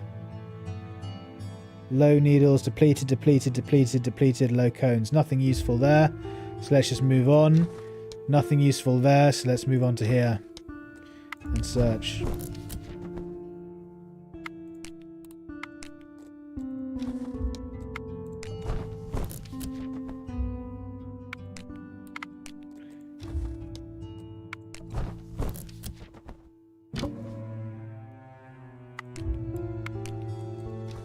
It's mainly water we need. Obviously, the good thing about... Brilliant, 8 water. The good thing about water is it doesn't go off. So you can collect as much water as you can from the start. And then just keep hold of it. 1 action point left, so we're going to return to camp. Main thing we wanted there was water, obviously.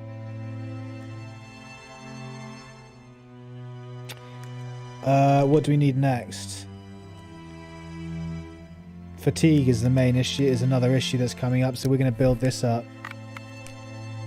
Upgrade this, I think. 2 people can rest in a shelter. Yeah, that's what we want.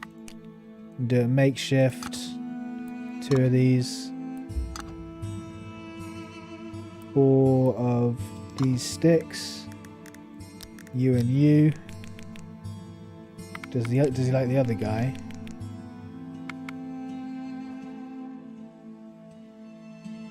Yeah, do you and you.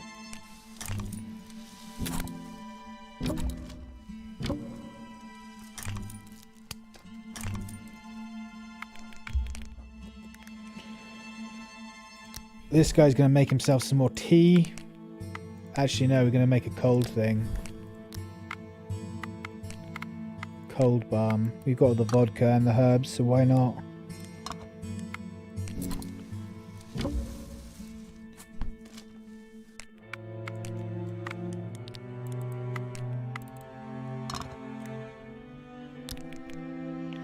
Yeah, we'll do you some good. Someone needs to cook as well. This guy's going to cook 2 lots of mushroom soup from the 8 that are about to go off.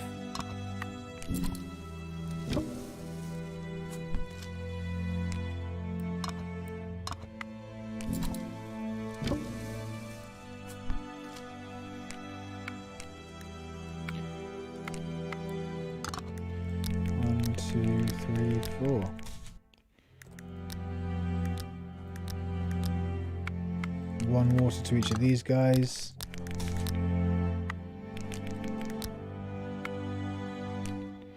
Right, now who's the most fatigued? Him and him, the 2 most fatigued. We've still got 2 action points with this guy.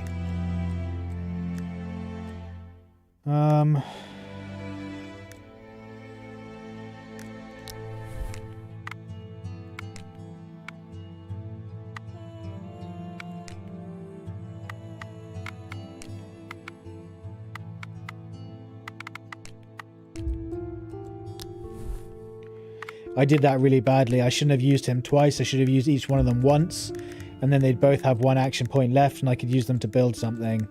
That was a mistake. But this is pretty much it, guys. We're on day 5 and we've basically stabilized. Most of their ailments have gone and we've built most of the camp now. From this point forward, it's just micromanaging stuff. So if you do what I did for the first 7 days, if you follow this tutorial and follow the paths that I've laid out for you, that will increase your probability of succeeding significantly. From this point forward, we're basically set. We've got tons of food, tons of water, tons of resources, and you just need to go out and avoid, when you go out, make sure you don't enter risky tiles. Avoid these guys, obviously, going into tiles with these guys, and avoid risky tiles, and then just go up over here where you haven't explored yet and collect resources on the next couple of expeditions. The next thing you need to acquire from here is a bow and arrow, so you can hunt. So the next thing you want to build is a hardened table. But we can't do that with this guy, so I'm not sure what to do with him now. I guess he can just filter water. That seems like a bit of a waste when we don't have the max thing. He is quite tired, actually, so I might just leave him. Yeah, that's what I'm going to do. If I leave him with 2 action points, it'll knock off some of his fatigue, even if he's not in the shelter. And then these 2 can both go in the shelter instead. So that's what I'll do. Camp visibility is a bit high. Yep, that's fine. Knock the fire out. Lower the total visibility because there's renegades nearby. You need to pay attention to that. When there's renegades near your camp, you need to have a lower visibility than when there's no renegades near your camp, obviously. So yeah, end day.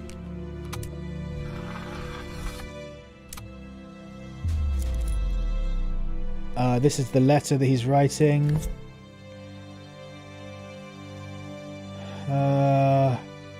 Let's try hypochondriac.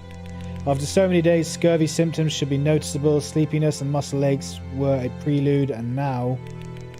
Oh, stop with all that moaning, Alexei. You're such a hypochondriac. Symptoms of frost are more palpable, and before you feel the effects of scorbutus, you'll be long gone from starvation. Yes, exactly. That's what I'm saying. Shut up worrying about scurvy, you idiot. You're supposed to be a doctor. You're supposed to be a medic who's well educated. You're going on about scurvy when you're going to freeze or get shot or die of starvation. Or thirst. Or sickness, because you're not getting better, you bloody asshole. I'm going to cut your head off and chop your head. Now you're feeling better, aren't you? Well, yes, that would be correct.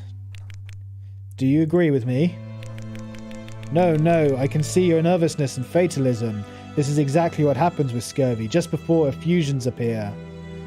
Oh, shut up, you tit. Are you a doctor, damn it? No, but I studied medicine for 2 years. Do you know Latin? It so happens that I do. As my uncle used to say, medice cura te ipsum. This is a joke, and one in a very bad taste. This is no joke. With this knowledge, instead of feeling sorry for yourself, you should be helping us.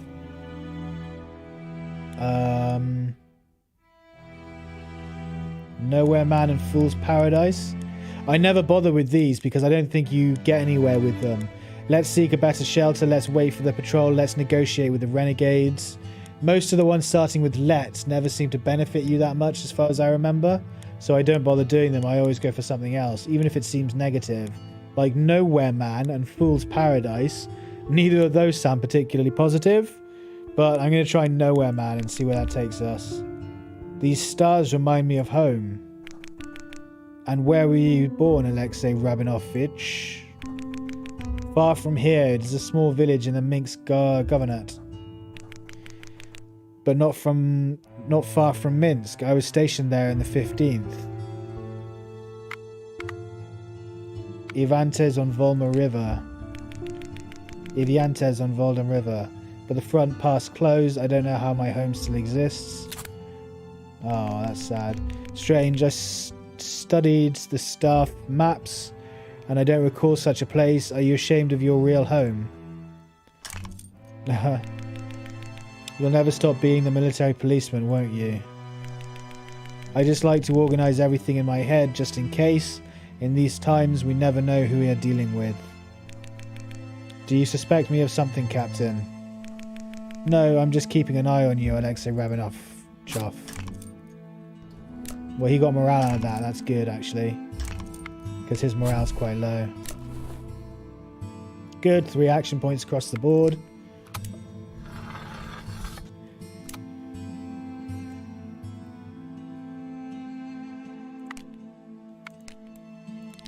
How are we doing for water? We've got 20 water and 4 food. So we've still got 4 food. So it's the morning. Everyone gets 1 stew each. And then we see how they're doing. He needs he's thirsty, so he needs a drink of water. He's thirsty, so he needs a drink of water. You aim to keep them under 1 bar, that's it. As long as you keep them under 1 bar, you're good. Good. He is still fucking sick. He's gonna die. His health keeps going down. There's nothing you can do. I've had this since day 2 or 3, and I've been pumping him full of medicine, and he still is sick. I have no idea how to heal him of his sickness. This is ridiculous. This is a joke. Absolute bullschlachen.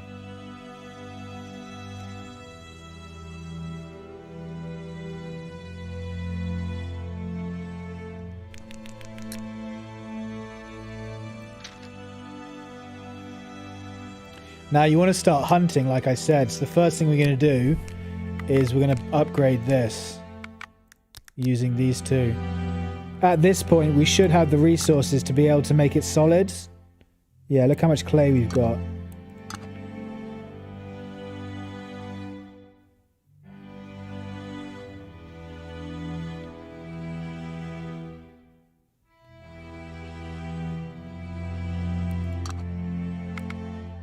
That way the workshop won't collapse and explode. Because his health is quite low.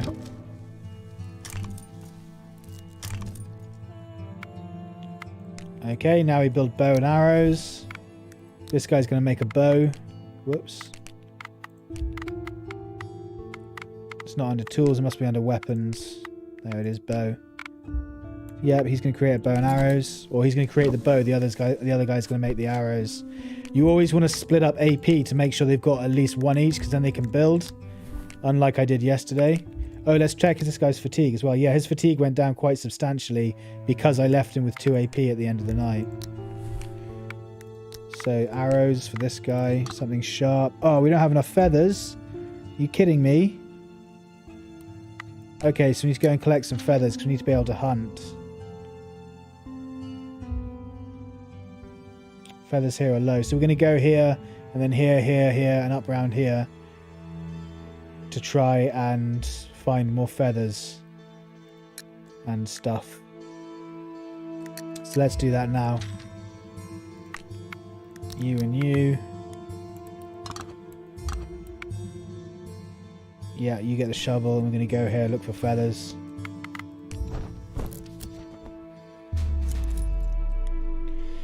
You are venturing deeper into the taiga in search of suitable dry branches when you suddenly hear a sinister sound. You stop, close your eyes, try to locate the source of the sound.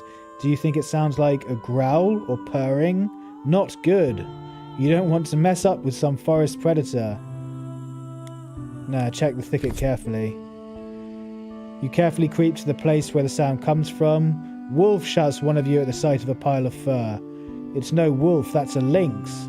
Turns out that behind a fallen trunk, a shot cat is dying. Beautiful animal, but in your situation, it's only a source of meat and fur. You finish the predator off and cover your footprints up thoroughly. You have no doubt that the lynx was shot by one of the renegades. Maybe even following it on the blood traces. Better not let him know about your presence. Cool, so we found a lynx. That's some meat for us.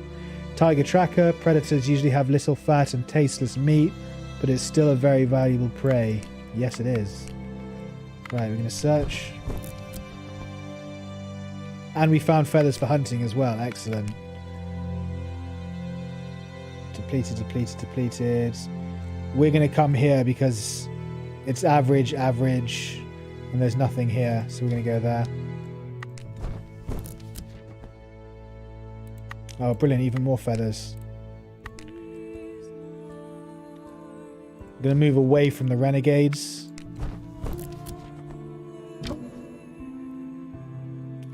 Oh, we found some honey. Canvas beans. Look at the eggs. Oh man, look at the food we're finding now. This is what I'm talking about. If you come up here with a shovel, there's a hut here, and sometimes it triggers an event where you can dig through the hut. Anything we don't want. Bandages are useful. 1 bark can go. We'll take the 3 vodka, that's for certain. Now let's return to cat. Oh, we can probably go here. Low, low, low. Please low. No, let's go here, see what's here.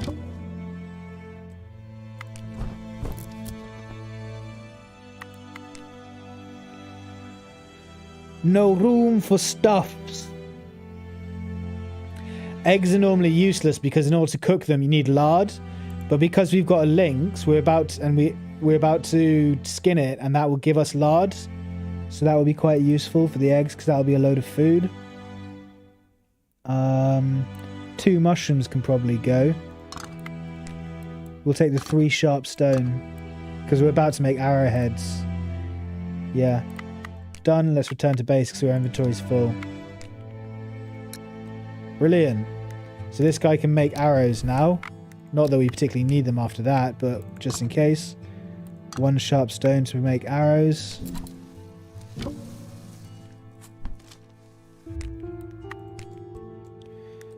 Now we're going to upgrade this using this guy and this guy. Whoops. We want to upgrade it to a flaying point, game flaying point, so we can flay that lynx. Him and him, and we're going to do a makeshift. 3 of these bones. You useless prat.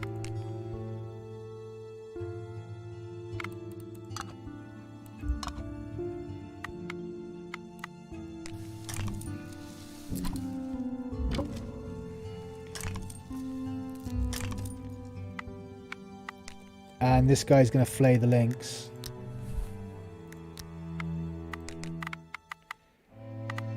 Skin the animal.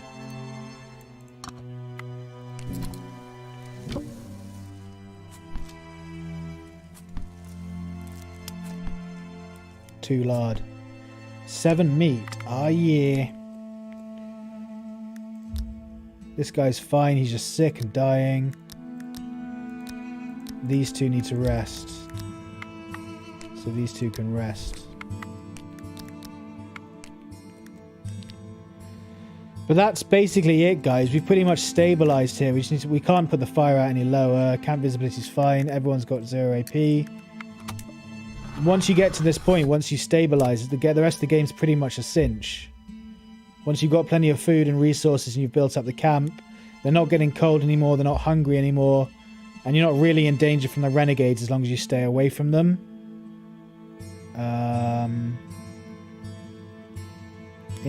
Interrogation. What corps did you serve in, soldier? Does it matter? Fate has made us allies. I'd rather know if you beat the Germans or if they beat you. Lies, so Dmitri has a better opinion than you. Let's tell the truth. In the 4th Siberian, in the 8th Army. Well, so you were even on the offensive in Galicia. You could say that. Are you sure? Tell about it, let him know how it was. Yeah, tell him about it. It wasn't an offensive, just as it wasn't an army. The officers packed whatever they could and escaped. And they sent us forward without equipment and support. Oh dear, he lost morale. Our own artillery cut off our way back. The enemy did not even have to shoot. They only set bayonets and counted corpses. Oh, that's disgusting. And people like you were sitting in Petersburg and sending telegrams forward to Kalish, to Bolshevik. I'm sorry, son. Okay, at least he's got some modicum of sympathy in him. Let's try primum non nocere, whatever that means. What are you watching there under your clothes, Alexei Rabanov? Have you discovered scurvy symptoms? This is not funny, Grigory Dmitrievich. Yeah, scurvy is not funny. Serious. I'm ending up with scurvy here. It's 7 days since I got off the train, and I've got scurvy already. You should also examine yourself or ask someone for help. I care about your health, my friend, and by the way, I would like to note that if you see signs of scurvy, you should stop taking alcohol. Why is that? Would you really like to manage my portion? No, it's because alcohol fucks you up if you've got scurvy. And this is because I know the results of the latest research on this disease. Oh, surprised? What kind of examination, comrade? Please give the source and summarize the results. Well, the French Admiralty noticed that after exchanging wine for brandy and sailors' rations, scurvy, the plague of long-range cruises, returned. And the source? Well, my dead uncle, who was sailing with the French to Senegal. It's quite likely. Yeah. So gossip, but quite likely. Although we don't know exactly what causes scurvy, we've been dealing with it for over a century by eating fresh fruit. Most doctors agree that the disease is caused by deficiency of an unknown organic compound. So you can drink with scurvy after all? Well, not quite. Brandy and probably other strong alcohols can break up the secret compound in food and thus indirectly harm. If I discover the symptoms of the disease on myself, I will give away my portion of alcohol. He's like, yeah, great, I'll take it. Fucking drunkard. Show your back, Alexei Rabinovich. How do they speak in Russia? It's crazy. I will look for putrefactive abscesses there. Bit of a neutral night there. But it doesn't really matter because we're doing so well now. We've basically stabilized.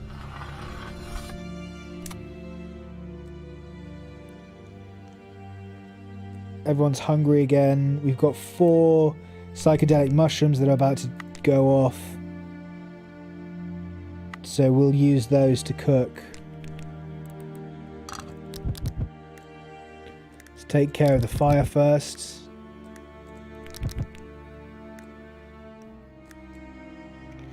Yes, I know you feel like eating something. I feel like punching you in the face.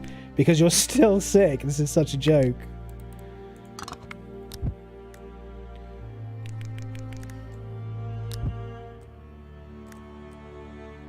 So let's take it down 1. I don't want the camp visibility being that high. Okay. Who is doing the cooking?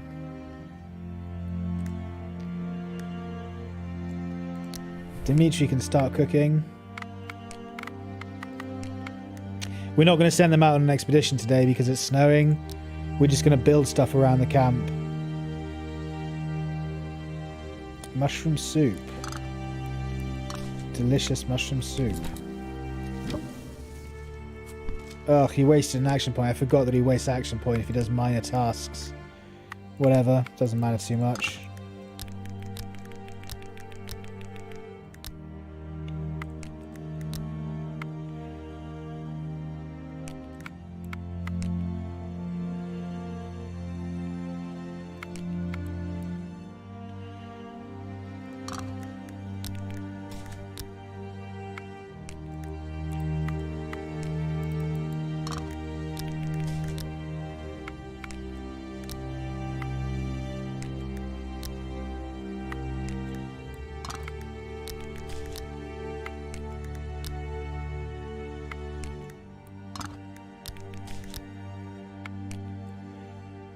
Okay. We just need to stop this guy from being sick, but I have no idea how to. I literally have no idea how to stop him from being sick. I've tried everything. Let's make him another cold bomb.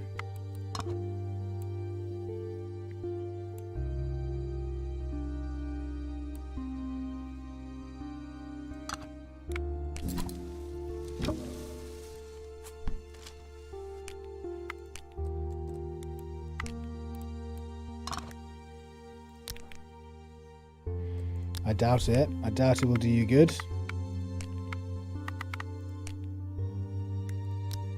we've got a load of branches, so we're going to break... Oh, we need an axe. A hatchet. In order to get a hatchet, we need to upgrade this, I think. Yeah, metal workshop. So we'll do this first. You and you can build a metal workshop. Sharp can be one of those. Material can be 2 of those. Structure can be...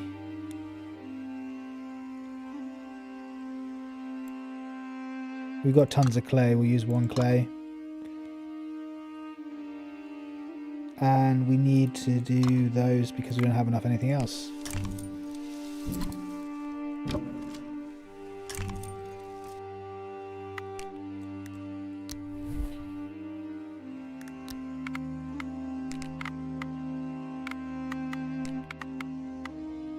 We can make a hatchet now.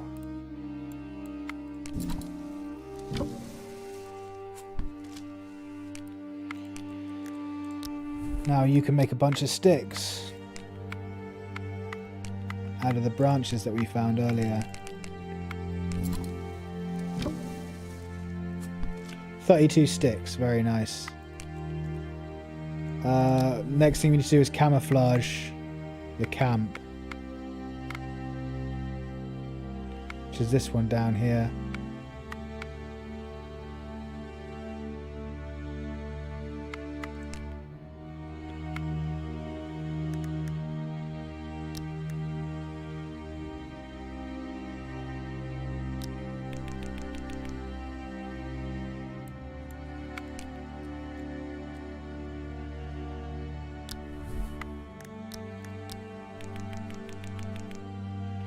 Why do they hate each other so much still?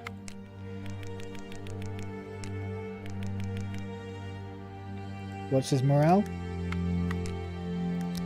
Oh, it's full. Okay, so that's fine. So you and you can upgrade this solidly using 1 stone. Upgrade.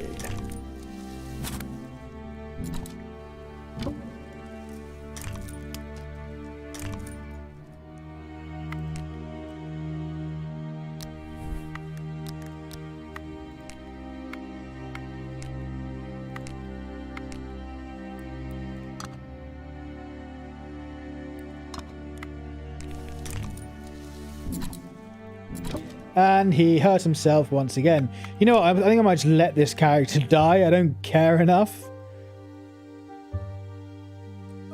He's such a dickhead.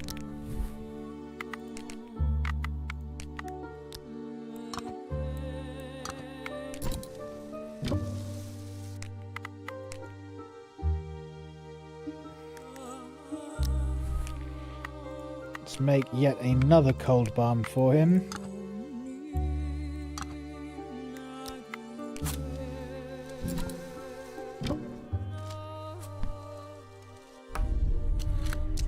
Character likes repetitive actions. They increase the morale when performing the same actions in a row. Well, he didn't perform the same action in a row, he just used the same place. Cold bomb. We did it! We did it! We did it, guys! Celebrate! Finally, he's not sick. After all this time, how much health does he have left? Ooh, 35 health. Jeez. That was close, guys. That was close. But we did it.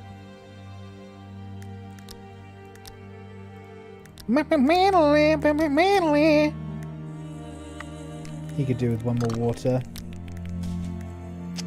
It's heavily snowing again, so we're not going to venture out of the camp. We can't Oh, I said that already at the start, didn't I? Yeah, so can't anyway because we're out of action points. Visibility is really low, which is good. Those guys can get cold, I don't care, because it's on 50% already. So even if we got it up to 100%, well... Yeah, even if we got up to 100%, chances are they're still going to be cold. Let's just see. So I don't want the visibility getting higher than 33%. Okay, that's good. Good.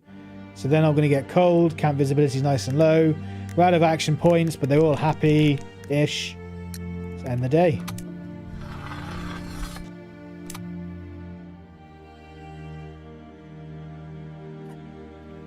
Dimitri's discipline.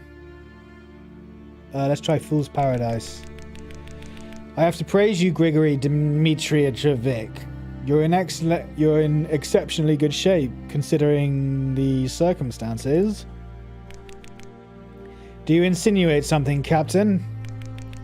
I just care about our little unit. Unit, Captain, we're not in the army. You are exaggerating with these military habits.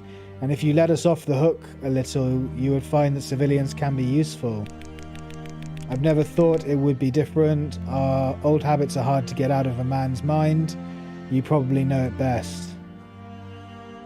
Thank you for the rare words of appreciation. I try as I can. Thank you for the words of appreciation so rare from the mouth of the captain. What is behind them?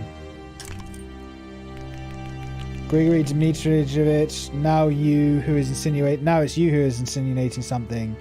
Can't you just praise the drunkard when sober? Aha, and I respect such honesty.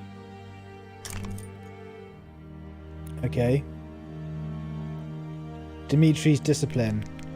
I know you might have thought about leaving the camp, but you must know our chances of survival increase when we are in a group. Escaping is a sentence not only for yourself, but for the rest of us.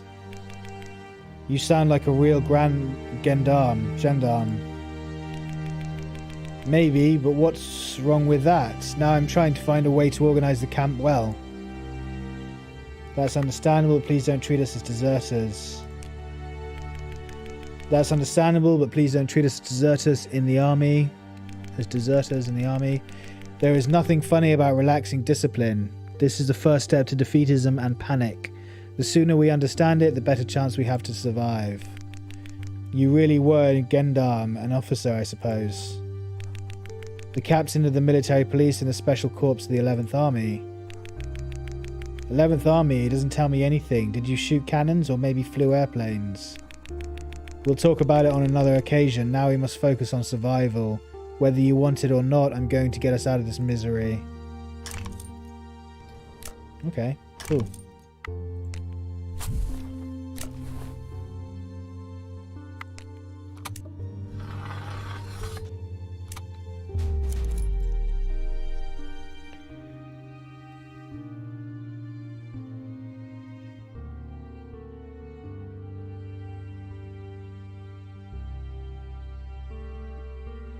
Before the dusk, your companion starts to suffer from unpleasant symptoms.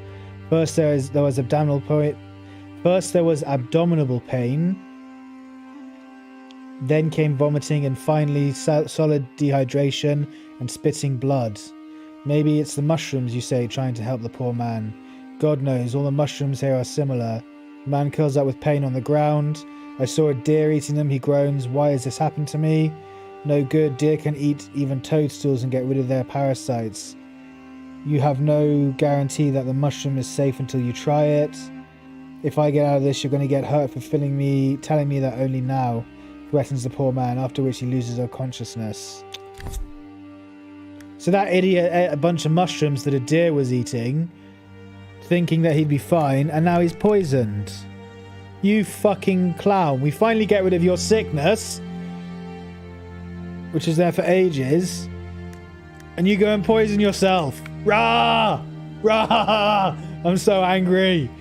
Oh god, Alexei Rabinowski is a fucking moron for a doctor. I say we dump him in the snow somewhere and let him freeze to death.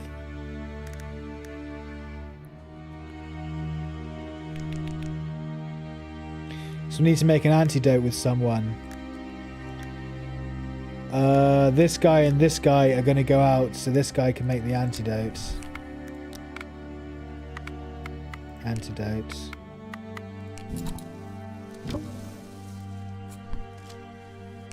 Not even sure he deserves it. This guy's a fucking moron.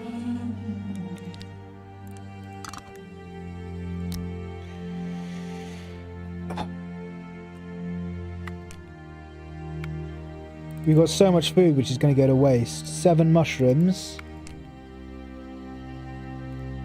Can you eat these without indigestion? Eaten raw, it will probably cause indigestion, but it's better than starvation. Okay, so you can't, you have to cook them.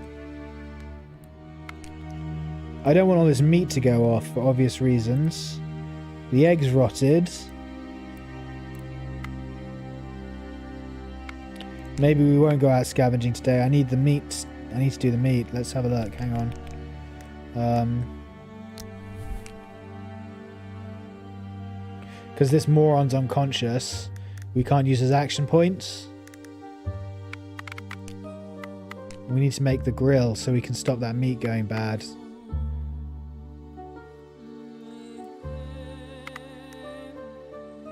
Which means we have to use one of the other characters regardless now at this point.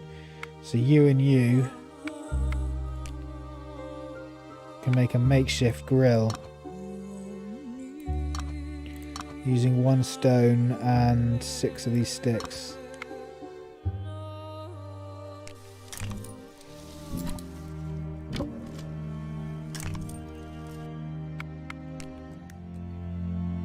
Captain, I don't want cooking the meat, so you can grill the meat. You can smoke the meat even.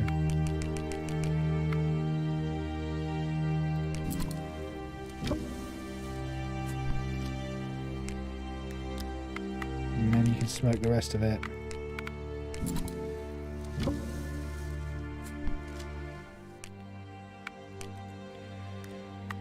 Two lots of smoked meat, that won't go off anymore, that's good. We got 7 mushrooms there. Oh, they haven't eaten yet either, so yeah.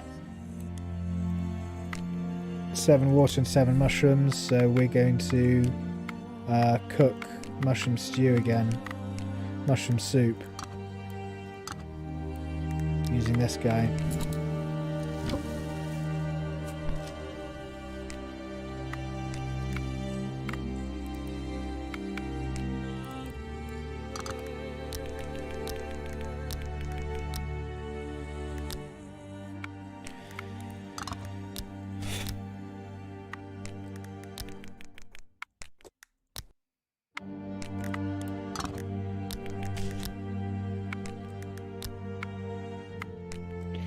This guy's now got 3 action points, so he's probably going to upgrade something.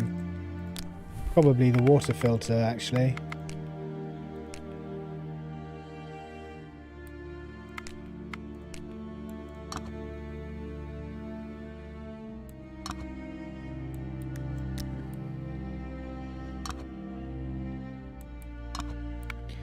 Yeah, he can just upgrade the water filter, he can't do anything else.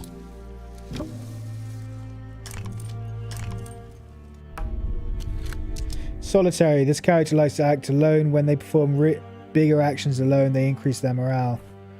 Did he increase his morale then? Is that what just happened? His morale's max anyway, along with health. Max health and morale, max health and morale, max morale, but his health's low because he was sick for ages. Camp morale's through the roof. These two need to rest. He's fine. He can pass out and die in the snow for all I care. So these two can rest. And that's not changing. Camp visibility is nice and low. End the day.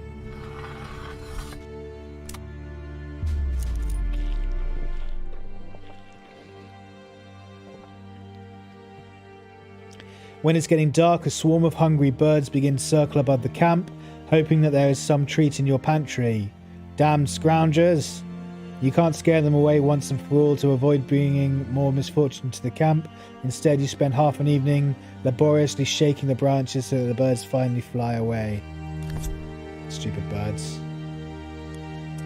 Common sense.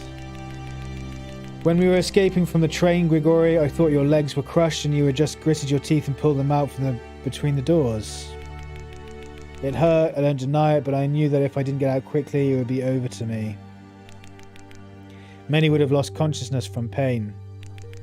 But I lost it only earlier. I admit I drank a bit that morning. A coincidence, but if I hadn't been for that, maybe I wouldn't have been able to get out of that wreck. Fate seems to favour you. Fate seems to favour you, just like then with the pockets. By the way, you are not interested in what I have in my other pocket of my padded jacket? It's a bottle of vodka as well. Voila! I found it in the chest that fell out of the first-class car. I would suggest to organise a trip to this place. Maybe the chest escaped the attention of the renegades. Find the chest with the supplies in the restaurant car. Knowing your luck. Trans-Siberian Railway I think is good as well. We are near the rail route. What do we know about it? Maybe something will be useful in escaping. That steam engine will not start anyway, if that's what you have in mind. No, I mean the route, stations, interesting facts, even seemingly irrelevant information can be at a premium. The railway route is well over 8,000 versts long. Theoretically, there should be a station every 50 versts, but in this wilderness, we can forget about it. We are behind Baikal, quite close to the border. This part of the tracks was supposed to lead through Manchuria before, but the war with Japan changed the plans.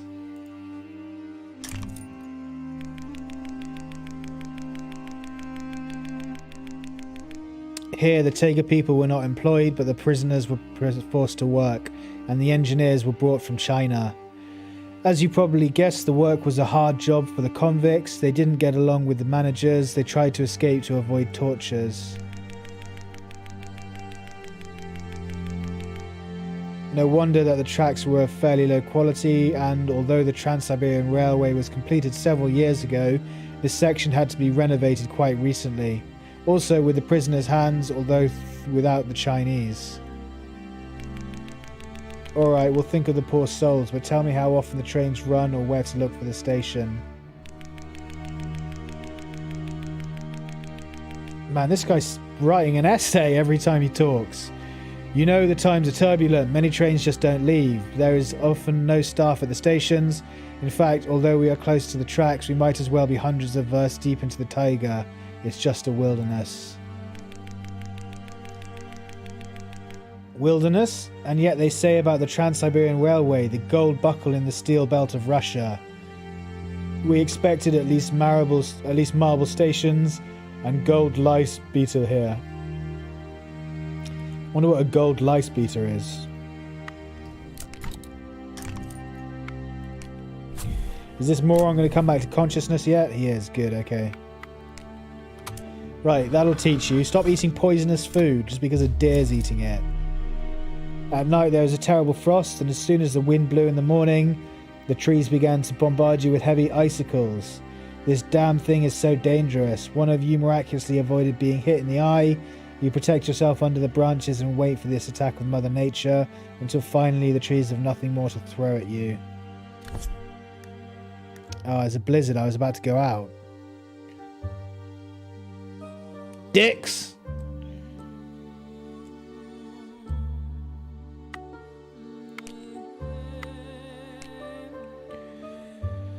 We need to go hunting again.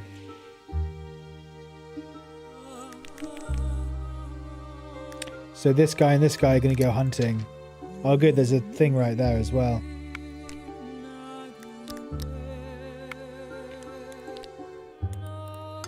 You can have the shovel. You can have the bow and arrow.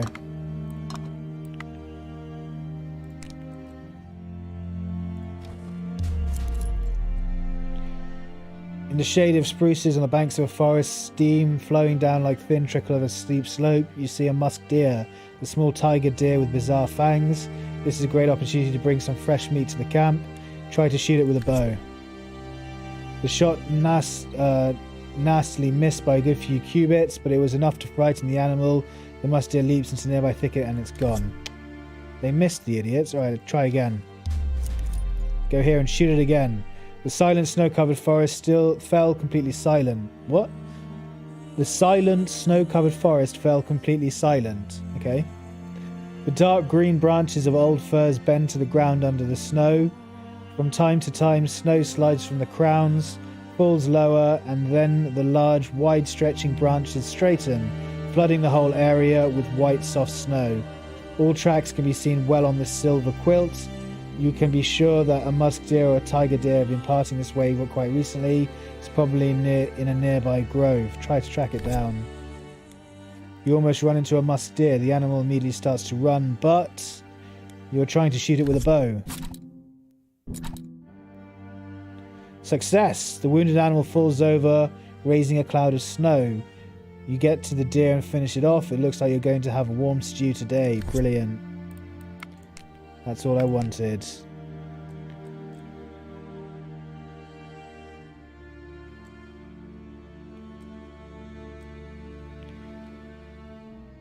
Unknown zone, danger level easy, and unknown resources. Let's have a look.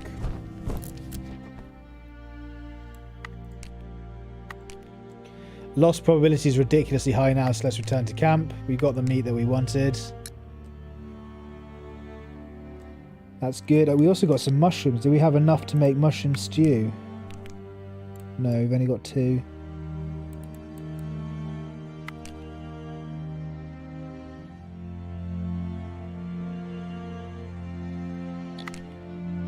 We had so much food the other day and it's all gone rotten because we didn't have time to eat it because this moron was unconscious. Didn't have time to cook it, sorry, because this moron was unconscious.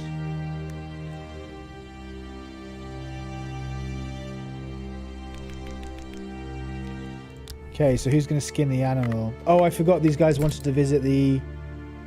we couldn't have done it anyway because I think... Yeah.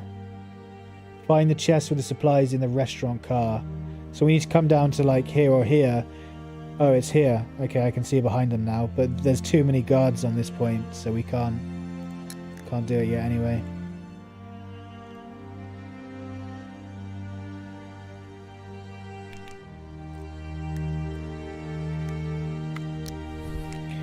Someone needs to cook.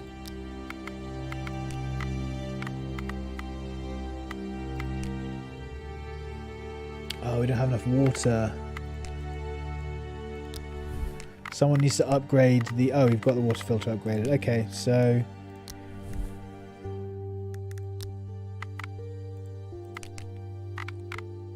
You can filter water.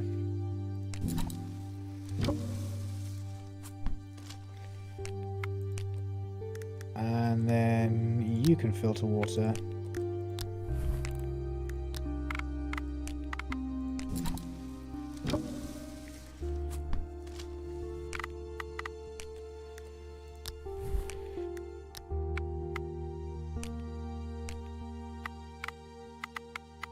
We'll do stuffed roast because we've got plenty of vegetables.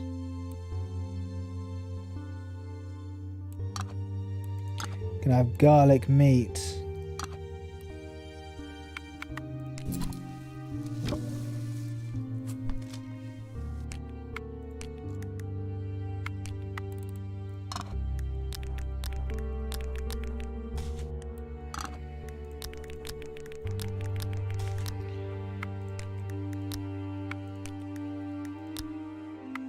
Whoa, that guy's tired. That guy's tired as well.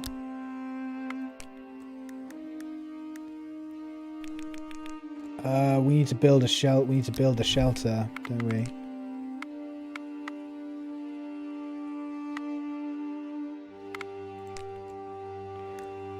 It's this here. It's this thing.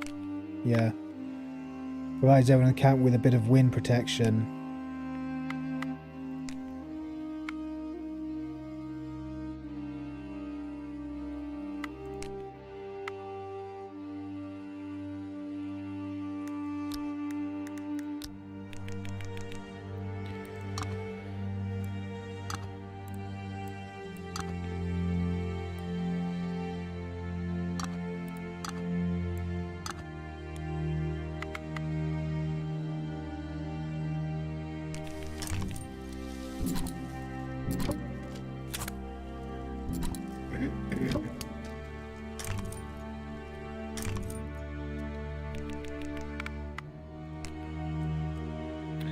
He cut himself.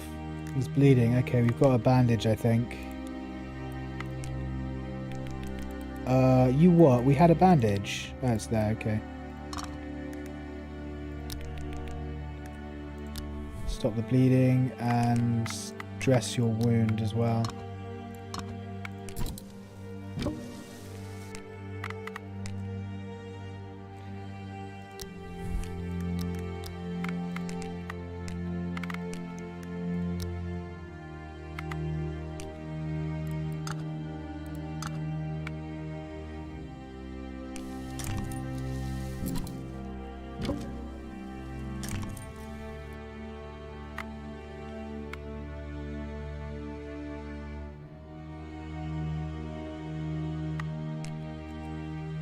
That took the frost down quite a bit.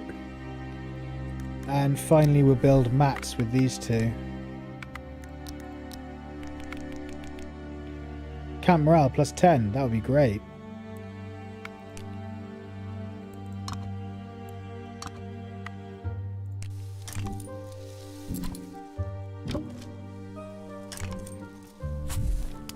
Boom. Frost should be fine now. Especially once we put the fire off a bit. Camp visibility is basically 0 at the moment. Mold, we'll just burn the molds. Yeah. Frost after night is 0. Camp visibility is 0. Everyone's fine apart from these guys are a bit tired. You're... Okay, so... These two on the left need to rest. Him and him can rest. Yeah. Everything done. Frost taken care of. Camp visibility 0. Let's end the day.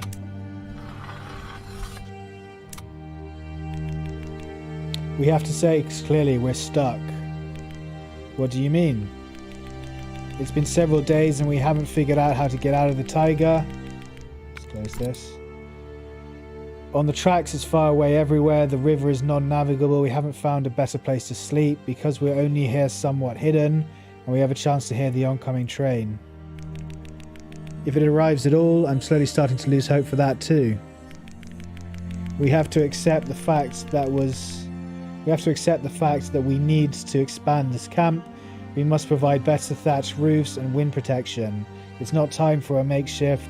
We don't know if we'll be here for a week or a month. Mate, we literally just did that. We upgraded the shelter twice and built mats for you all. What more do you want? You flaming idiot. Do you think we can survive that long with these thugs around? We are still alive and that gives us some hope. We are able to face any threats as long as we cooperate and prepare properly, instead of passively giving up the fate and waiting for who knows what help. Whoa, camp morale just went through the roof. Very nice. Greetings to arms. Captain, we would feel safer if we had a decent weapon in the camp. What can I say? Me too. A military man lost his weapon. This is dilettantism, whatever that is. They say officers don't part with their weapons. That's a bit more gentler way of saying it, so we'll go with that. I thought the officers don't part with their weapons. But I have Mauser with me. You just can't tell it decently. It's basically in pieces. Oh, he's got a broken Mauser. And you say it now. What has happened to the pistol? I had to use it to pry a stuck door when we were escaping from the car and the barrel didn't hold. German junk. It can be repaired, but you need a grinder or pliers at least. Is our workshop insufficient? Certainly if we improve the tabletop and found some metal shards, it would be possible to work on this weapon. Do you have ammunition? I happen to have. Whoa, he does have ammunition. Good. In an extreme situation, you can even throw these bullets into the fire to mislead the attackers. More important than having a weapon is to convince the enemy that you have it. I wouldn't say that's more important than having a weapon. I'd say it's a barely functional substitute. I think having a weapon is far more important than letting your enemy know that you have a weapon. You know what I'm saying? That's what ambushes are for. Right, let's skip this.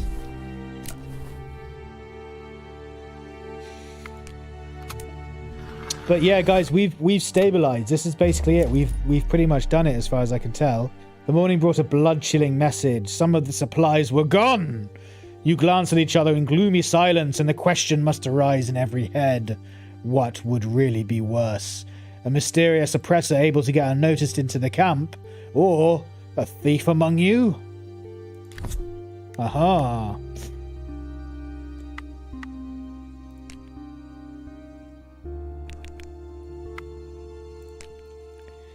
Okay, so we're going to send people out hunting again. Still can't get to this because of these dum-dums. You and you. You can take the bow and arrows. We need to make a few more arrows, actually. I'll have to bear that in mind. You can take the shovel.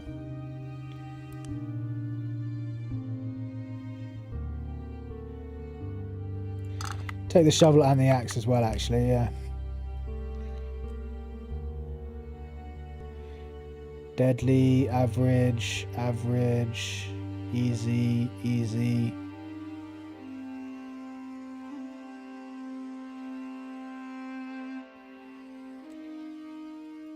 Let's go up here and see if there's any animals.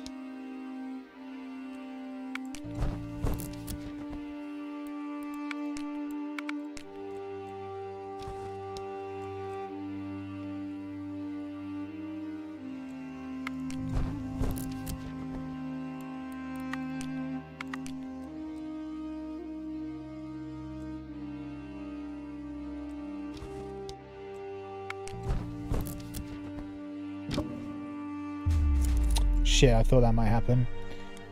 Okay, run away. Don't shoot them with a bow. Run towards the trees, goddammit. Okay, we didn't manage to get much. There weren't any animals around either.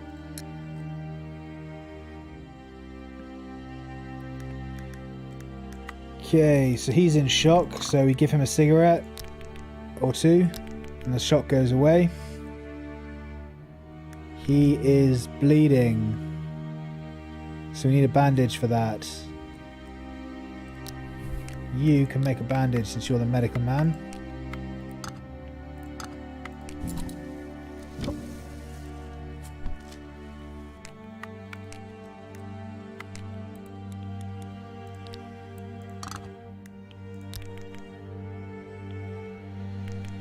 Oh, I was hoping we'd come back with some meat or something, but we didn't. Right, we need to make some more arrows with this guy before I forget.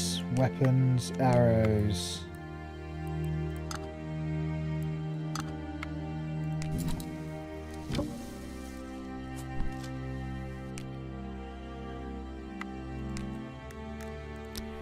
You need to make some more sticks out of all these branches that we have.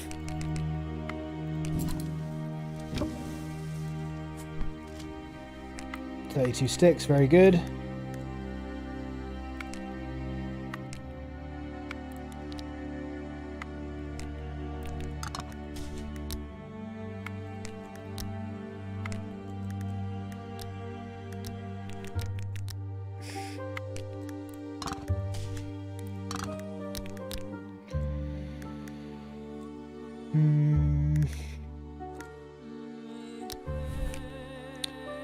Someone needs to skin the animal. You can skin the animal.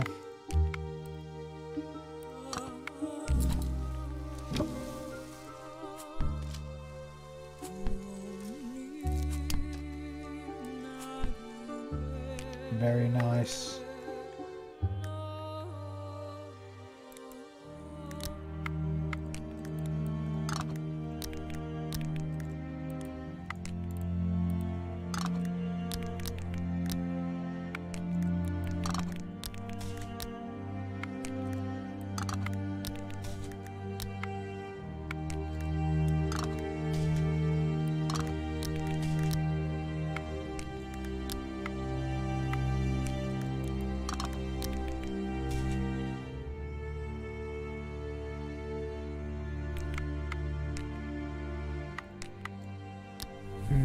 You can smoke the meat.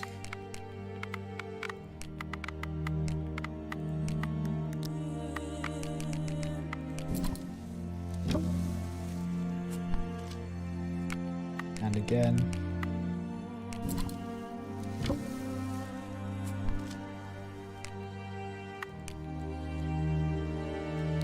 Let's upgrade this as well.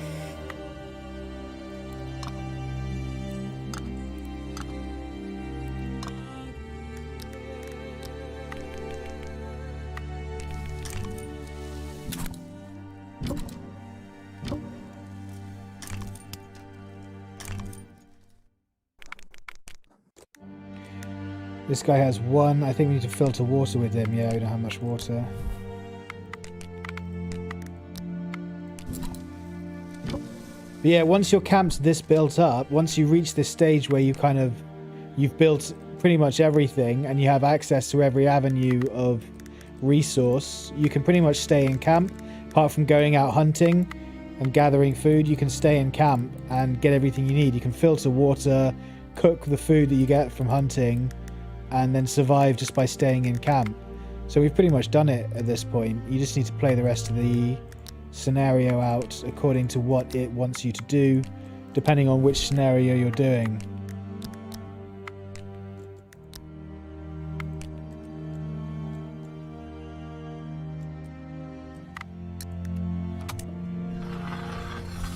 In this case, it's the vanilla scenario, so we just need to go and build the signals to the train.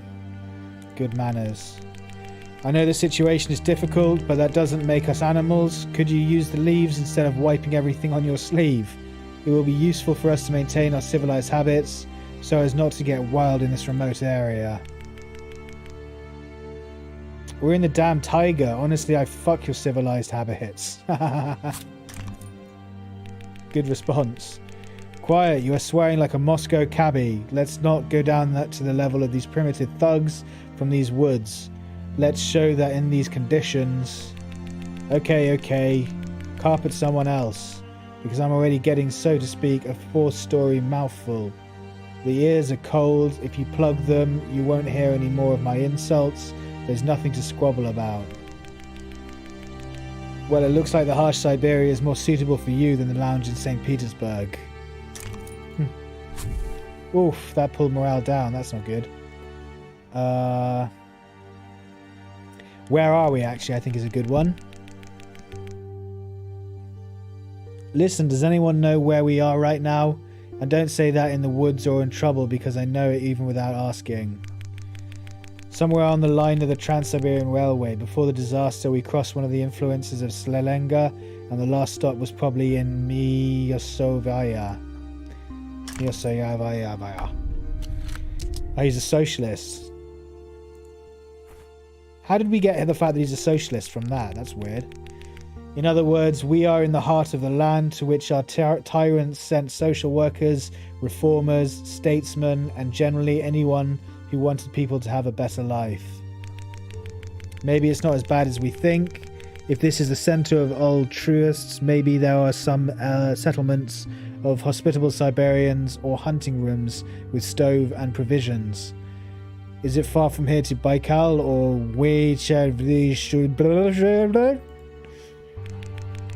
Don't make fun of serious matters. The Tsar was sending prisoners here exactly because they had a hard time and so that they could not escape. So we are like the exiles.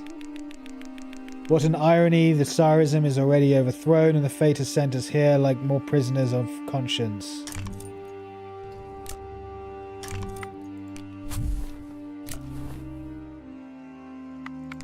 Okay. Day 12. Right guys, I'm going to leave it there for this episode. I've been streaming for a couple of hours now, so I'm going to take a break. Once you get to this point, once you got to the point about 7 days ago, we were basically fine. Once you stabilize, you've taken care of all the problems to begin with, and you've got to this point, it's really quite easy to get to the end from here, even if you're playing on Siberian difficulty, Siberian Survivor or whatever it is difficulty. So yeah, I'm going to leave it here guys, and then I'll finish off the scenario in the morning. Thank you so much for hanging out with me and watching the stream. I hope this has been useful. If it has been helpful to you and it helped answer some of your questions and provide you with a guide to fulfilling the harder difficulties, leave a comment in the section down below and a like. Give me a thumbs up. That would really help me out. It would go a hugely long way in helping my channel to grow and develop. I make content every single day, so I will see you guys in the next episode. Peace out till next time.